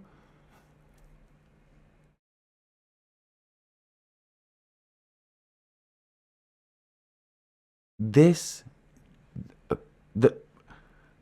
so ridiculous that all of this shit has not come out already. And it's been, I mean, it's been almost 20 years since the first fucking time this motherfucker got arrested and, like, was given a fucking sweetheart deal, house arrest, or he could fucking, like, go and fucking do whatever the fuck he wants. Like, oh my God. Oh my God. This is one of the biggest, like, this makes, like, every single political scandal, like Watergate, tea and crackers, like, it's like baby food compared to this. It's nothing. What the fuck what is going on? Your president is wrapped up with this shit. Why? And also, all of the fucking, as soon as this fucking shit came out, all of the news stations had, like, breaking news, we have to talk about this, we have to talk about this. What about all the fucking reporting and all the fucking emails that have come out that have been linking him and tying him to Israeli intelligence? Why haven't you been fucking calling that out? Huh? Why does it take independent media to actually call out and like tell people the fucking truth? The people don't want to be fucking programmed and propagandized. They want to be told the fucking truth. And this, just reporting about these 3 emails is only half the fucking truth. Because if motherfucker Kankles McTaco Tits, fucking Donald Trump, dementia-ridden fool in diapers, bad fucking makeup, fucking vagina neck, titties down to his fucking belly button, fucking, if he is compromised by foreign intelligence, then the news needs to be telling you this is a big deal. Like, what the fuck?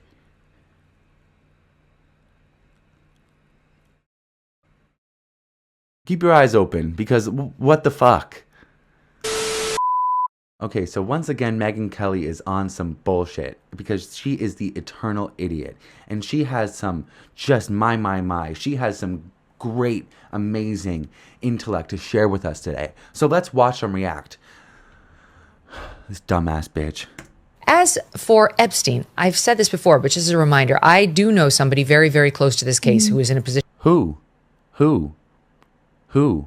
to know virtually everything. If they know virtually everything, if you know everything because of them, then why the fuck aren't they coming out?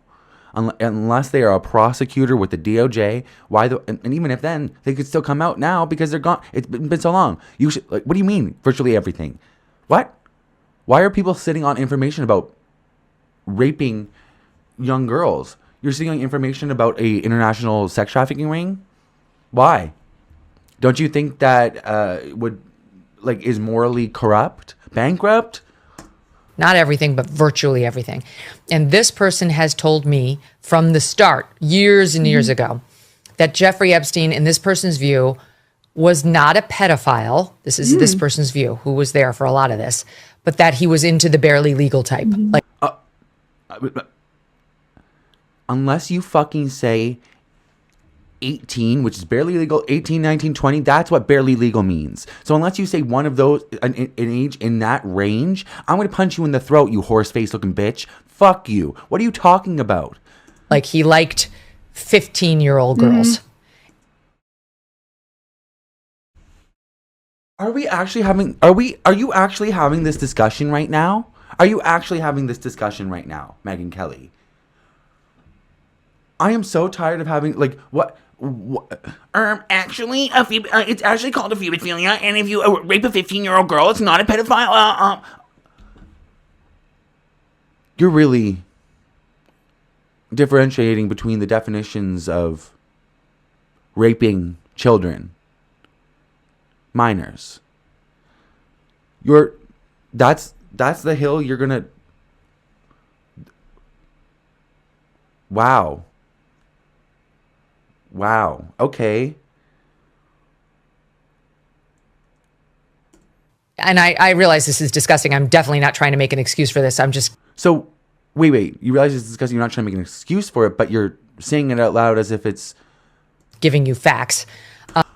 Oh my God.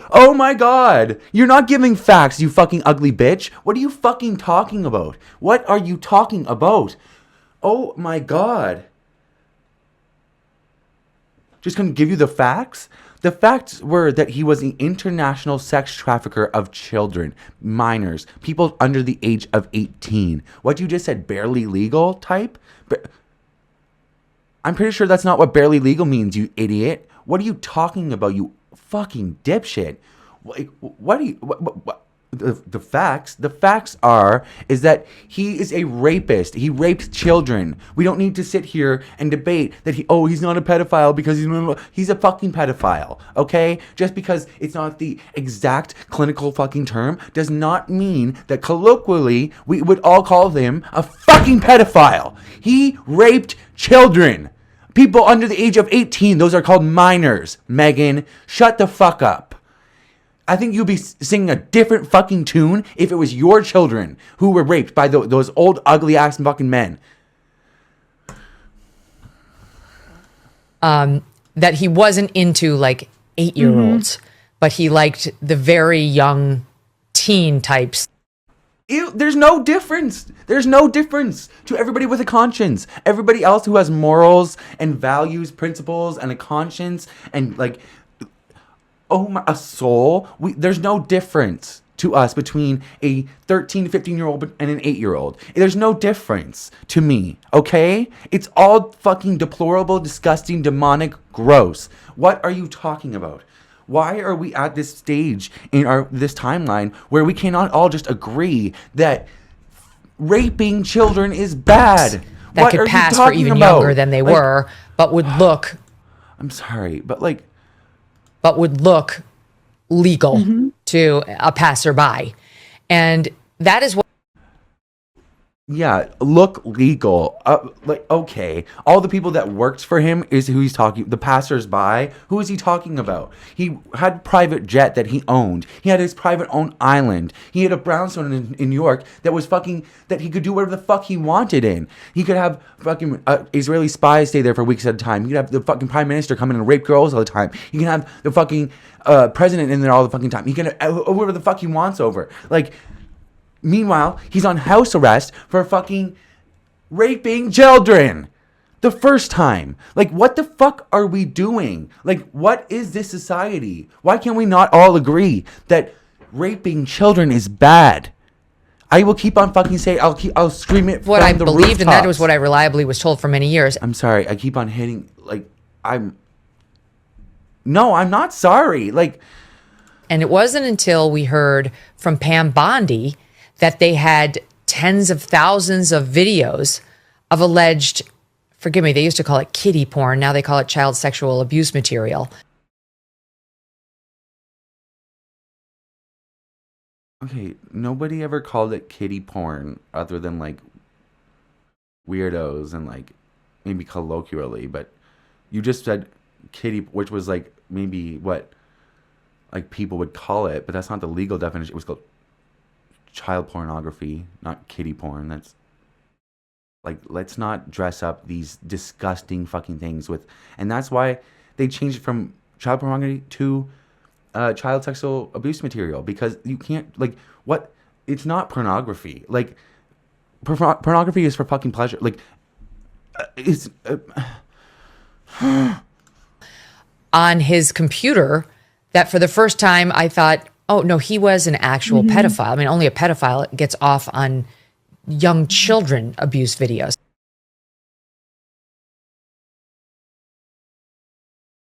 the raping of children wasn't enough for you. The fact that he raped minors wasn't enough for you, Megyn. And like, just and if we're gonna have this fucking conversation, you're gonna say, "Oh, actually, the clinical definition is it doesn't." Shut the fuck up. First of all, you're disgusting. That's the hill you're gonna die. You're actually gonna be the person that argues the difference between ephebophilia and pedophilia. Are you serious? Like, do you have a conscience? Seriously, is there something wrong with you? Go to therapy or something. Like, there's something wrong with you. Go to church. What the fuck? Go to school. Okay. Criteria for tier 2 are that registration offense falls within one of two lists. In general terms, these lists cover most sexual abuse exploitation offenses against minors. Here in the sworn SORNA, minor means a person under the age of 18. So legally, there is no difference. You are a sex offender, a child sex offender.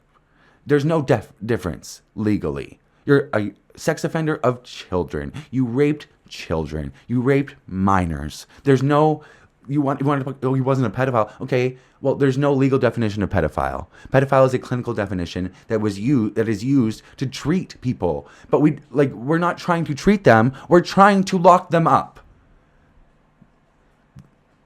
This is not a hard concept to grasp. And all of these people trying to put on, like, oh my God. If the first thing that goes through your head when I say Jeffrey Epstein was a pedophile is that he actually raped 15-year-olds and 17-year-olds and 13-year-olds, not 8-year-olds and 5-year-olds, then you need to go shower your skin off. What the fuck?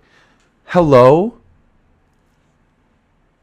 You need to go get baptized or something. Like, there's nothing, like, I don't have anything else for you. She's never clarified it. I don't know whether it's true. I have to be honest. I don't really trust Pam Bondi's word on the Epstein matters anymore. Yeah, so But you implicitly trust her boss, who she's completely beholden to. You are such an ignorantly stupid cunt.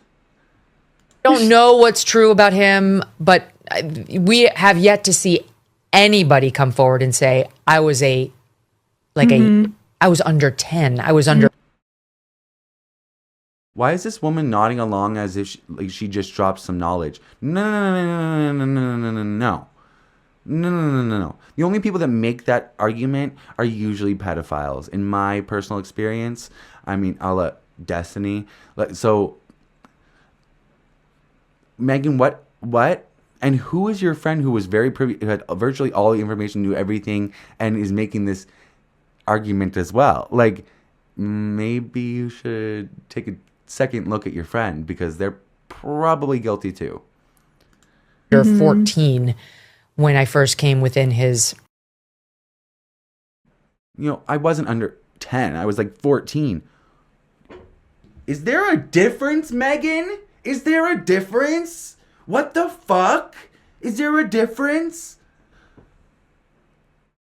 You are literally, okay, I'm not, you are, this is disgusting, so I don't care. You are literally a victim of sexual assault. Like, you were a victim of sexual harassment in the workplace. You were one of the people who were pivotal in getting Roger Ailes arrested. Or not arrested, but fired. And for you to come out and make these distinctions, you're disgusting. You deserve to be under the jail as well, because the fact that you can make these rationalizations is fucked. Fuck you.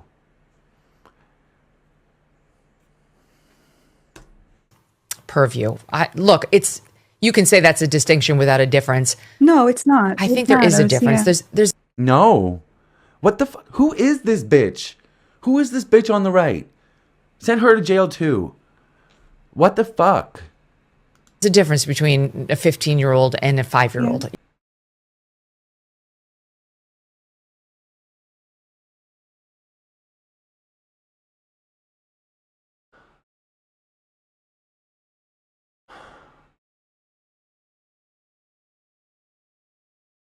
And so what's the goal of that distinction? Like, what's the end game of that distinction?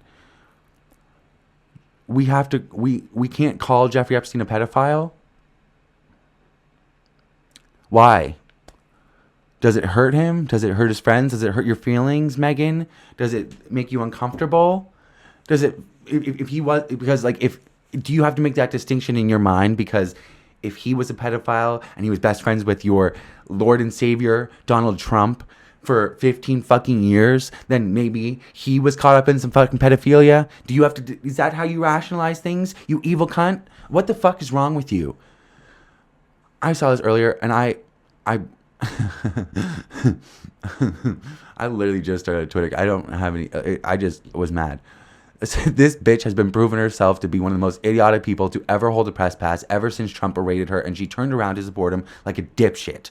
Barely legal? Megyn, you're an idiot. If you have to specify hebephile versus pedo, you're already wrong. Like, you already need to go. Like, you're done. You're done.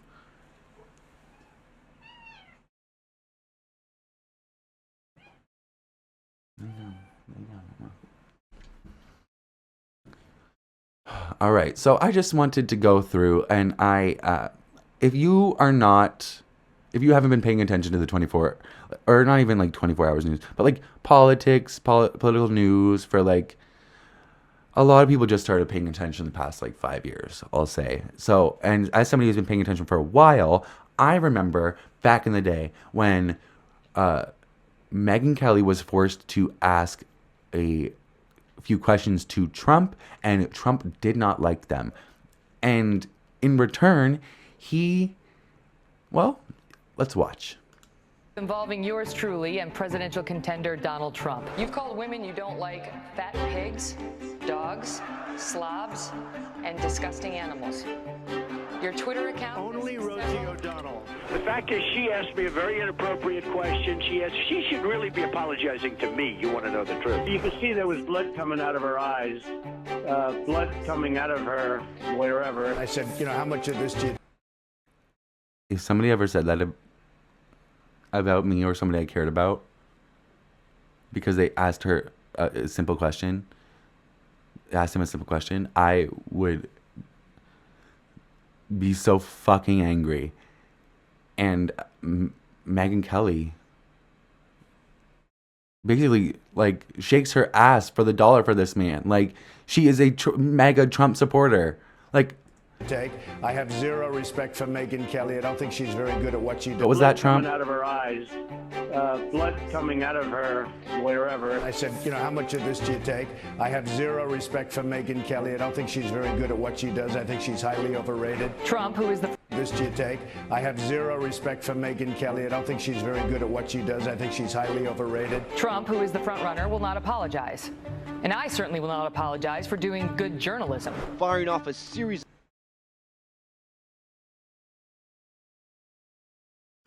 of negative late-night tweets about Fox News anchor and Republican debate co-moderator Megyn Kelly, retweeting a comment calling her a bimbo.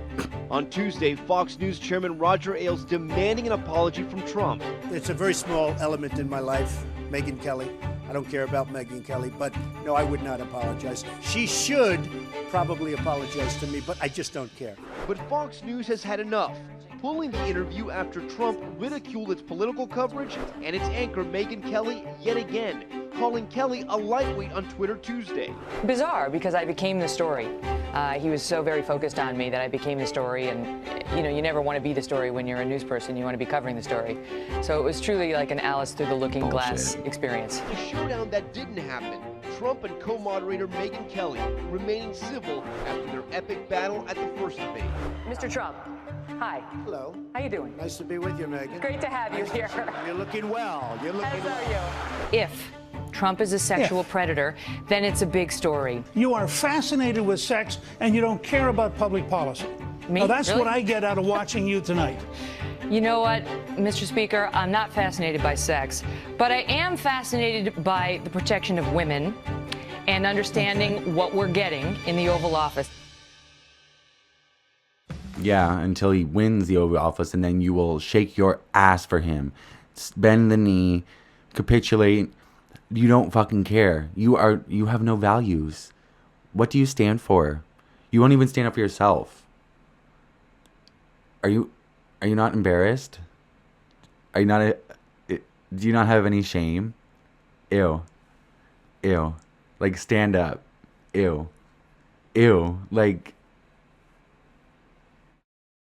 You have no conviction. You should not be talking. You should be sent away. That man said all of that about you, and now you're a supporter of him.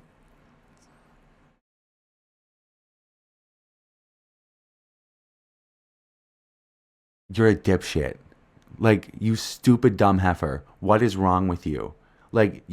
Somebody needs to punch her in the throat. Because what? All right, guys. Have a good night. Keep your eyes open. Okay, so some new reporting has come out about RFK Jr. The woman that he had an affair with this past year has written a book in her time away from the public eye, and some of it is interesting. So let's listen, or let's read. I want to say, Bobby, you shit the bed with this one. You really shit the bed. You really shit the bed, Bobby. Cheryl is not going to be happy about this. Okay, so this reporter, her name is Olivia Nuzzi. And Olivia Nuzzi did it all for love. The former political journalist has written a combustive portrait of America, President Trump, and the scandal with Robert F. Kennedy Jr. that upended her career. Oh, Bobby. Oh, no. Olivia Nuzzi loved him. She loved the politician, even though she was a political reporter and he was then a presidential candidate she had written about. She loved his okay, there's a reason. I didn't even address it yet, but I'm sure you've seen the human equivalent of a scab over there in the corner. I pulled him up because I want you to, like, remember, I think there's a picture of her. This is this woman. She's beautiful. Beautiful girl. And that's who she's talking about. Also, have you heard him speak? I wasn't doing that impression for no reason. Like, okay. She loved his eyes. Him. Look into him. Look into the eyes. Ew. Blue as the flame. She loved that the sight of something as trivial as a rose could move him to tears. Well, maybe that he should go garden then. Like, maybe he should go, like, what?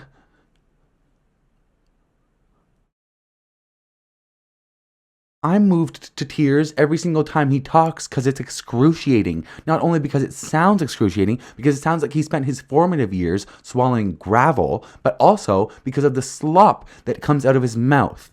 The misinformation, all of the battles that we fought 20 fucking years ago. Like, we already told Jenny McCarthy that she was an idiot and then she needed to shut up about vaccines. Like, that was a long time ago. Like, it's so, all the misinformation about autism gets my blood boiling. Oh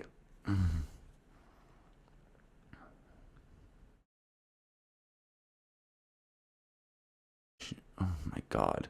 As trivial as a rose can move him to tears. What the fuck? Like, these are the men going into, like, whatever.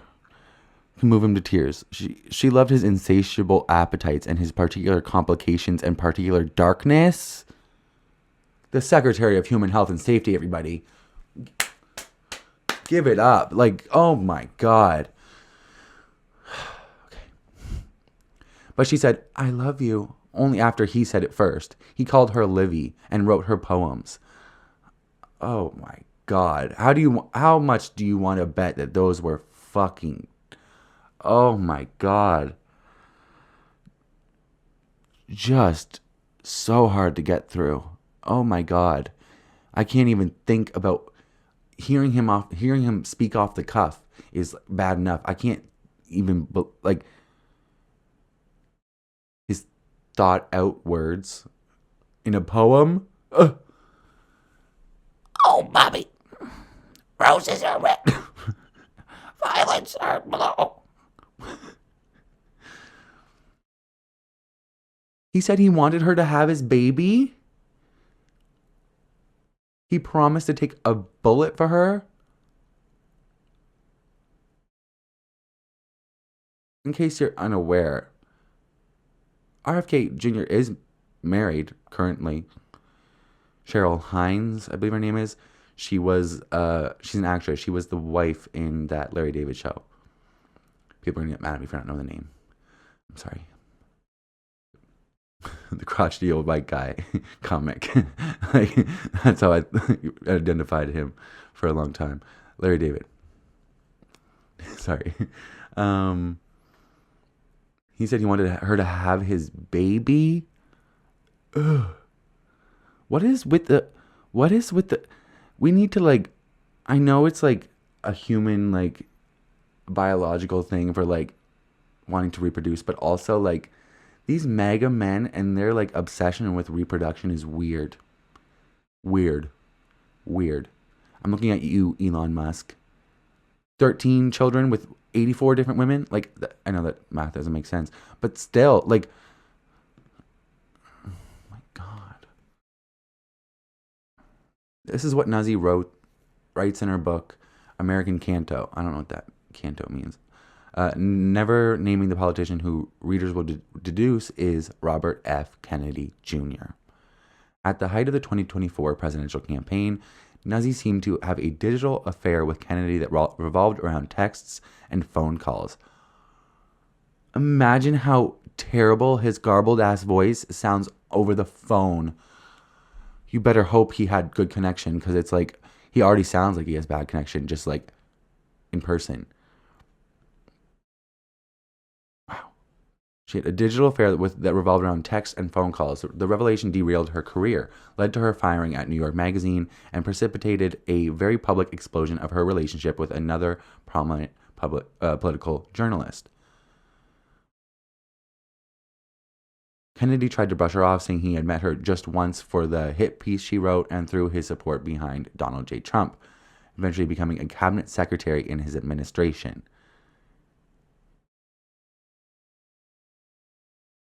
Nazi disappeared for a year in self-imposed exile in Los Angeles, where she wrote American Canto in secret. The book, which comes out December 2nd and is described here for the first time, paints a picture of a nation and a personal life on fire. Okay, so like she talks a lot about like just like her life and how Trump got elected and inside that world, and nothing really to do. I'm more interested in RFK. Sorry, girl. So,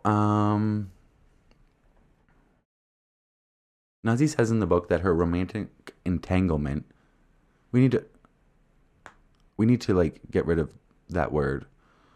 I think Jada ruined it. If one can refer to a digital relationship that way. With the politician, she used the pseudonym The Politician. After we all knew it was like, I mean, you could have just, I mean, I don't know. Began after she wrote about him in an article published in November 2023. At the time, she was engaged to the political writer Ryan Lizza. Polling had Kennedy, who was running as an independent candidate, polling around 20% in the three-way hypothetical election matchup against Trump and Biden. She described riding with him around Los Angeles in his stinky mess of a van. What are you, a fucking high schooler in a 90s movie? Like, what?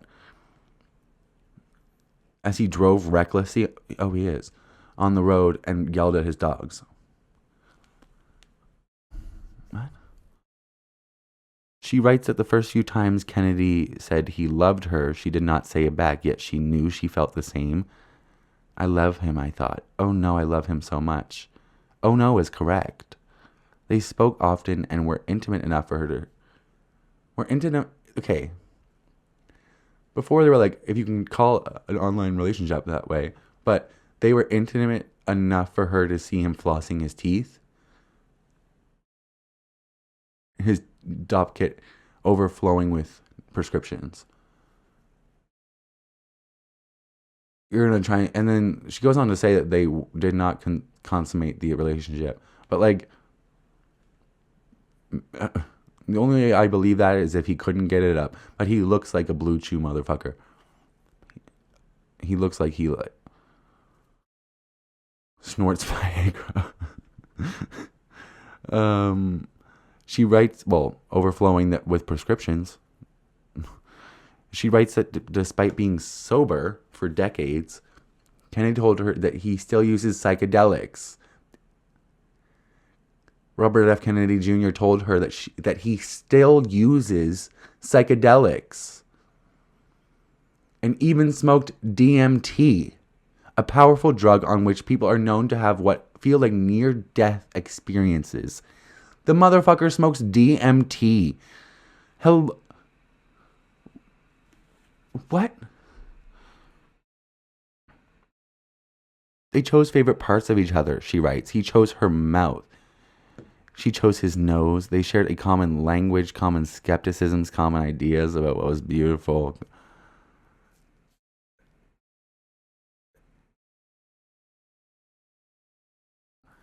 Common beliefs about what was valuable. She didn't care that he was 39 years older than her.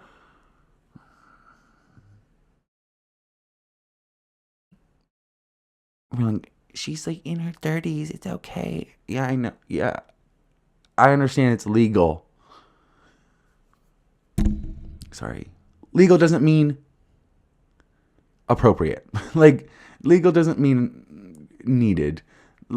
Just because something is legal doesn't mean you have to do it. Like, ew. And also, he's married to somebody who's also like 20 years younger than him.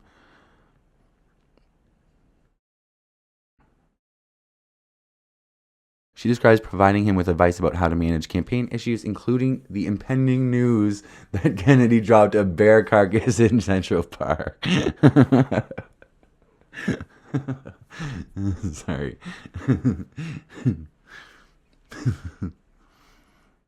And when his campaign finally combusted in August of 2024 and he sought an alternate path to power, she asked him how he felt visualizing himself on stage endorsing the Democratic candidate.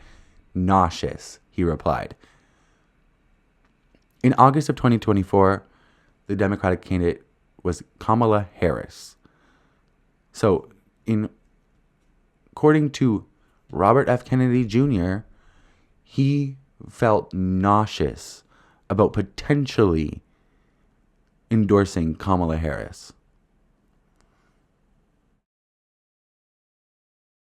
When she then asked him how he would feel about endorsing the Republican candidate, Donald Trump, his answer was the same. Yet he had the hope that he would be able to negotiate for influence, and the time to do so was now.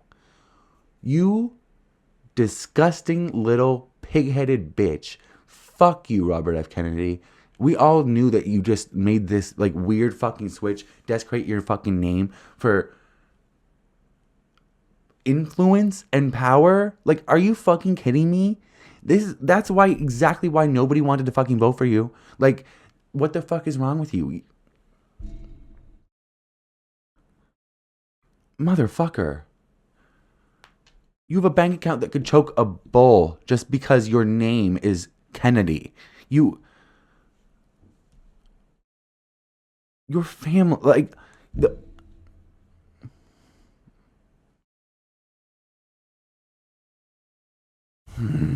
desecration of that you do to your family's name is absolutely fucking disgusting, and I hope nobody in your family talks to you.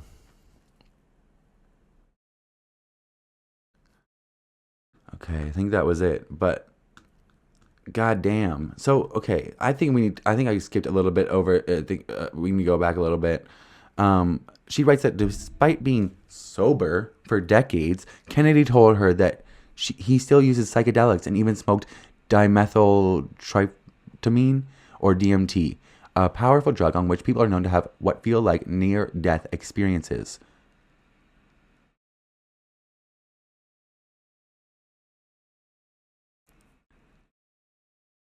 This is the anti-vaxxer telling us it's dangerous to take Tylenol during pregnancy, which in itself is just a repackaging of like back in the day, like this, I want to say like 40s, 50s,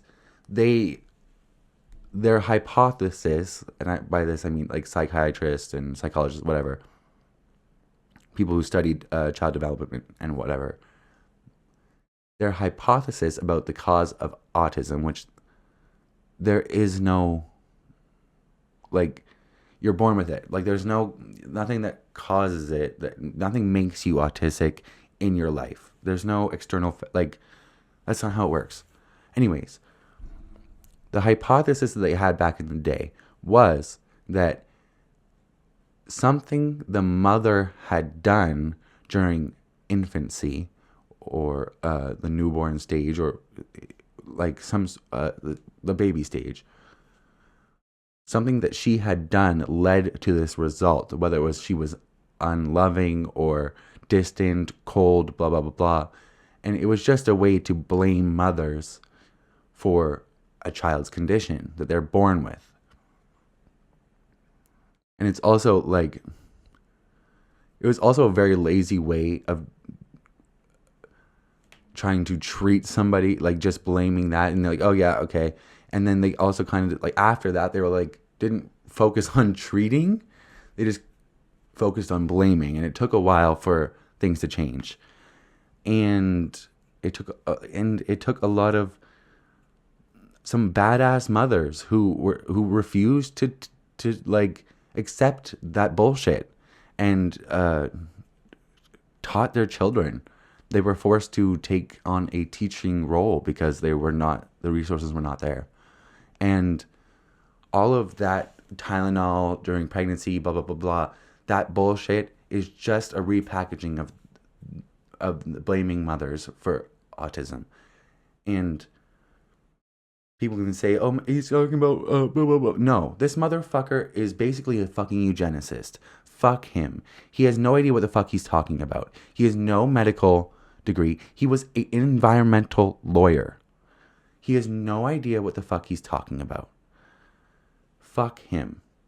There have been people who have studied autism for decades, and he comes out and says all of this fucking bullshit because for some reason he is the Secretary of Health and Human Health and Safety because he wanted influence, because he is a power-hungry old man who will not just go retire.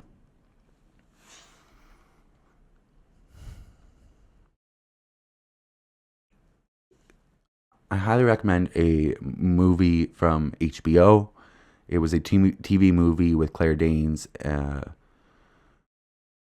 Catherine O'Hara is in it. She plays Moira in Schitt's Creek. And there's a few other people in it. But it's called Temple Grandin. It's about a woman named Temple Grandin. She is a, I believe she has a doctorate now. She's a doctor, and she has autism, and it chronicles her life going through school. And it's an extremely good movie. Claire Danes acted her ass off in that fucking movie. But I highly recommend it. Please go watch it. I grew up with two boys who were nonverbal autistic, and we grew up together. And a lot of people refuse to understand that something that is so simple, and it will never not make my blood boil that people like him are put in places of power.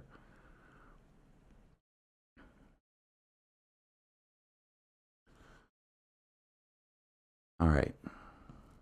Have a good night, guys. Keep your eyes open.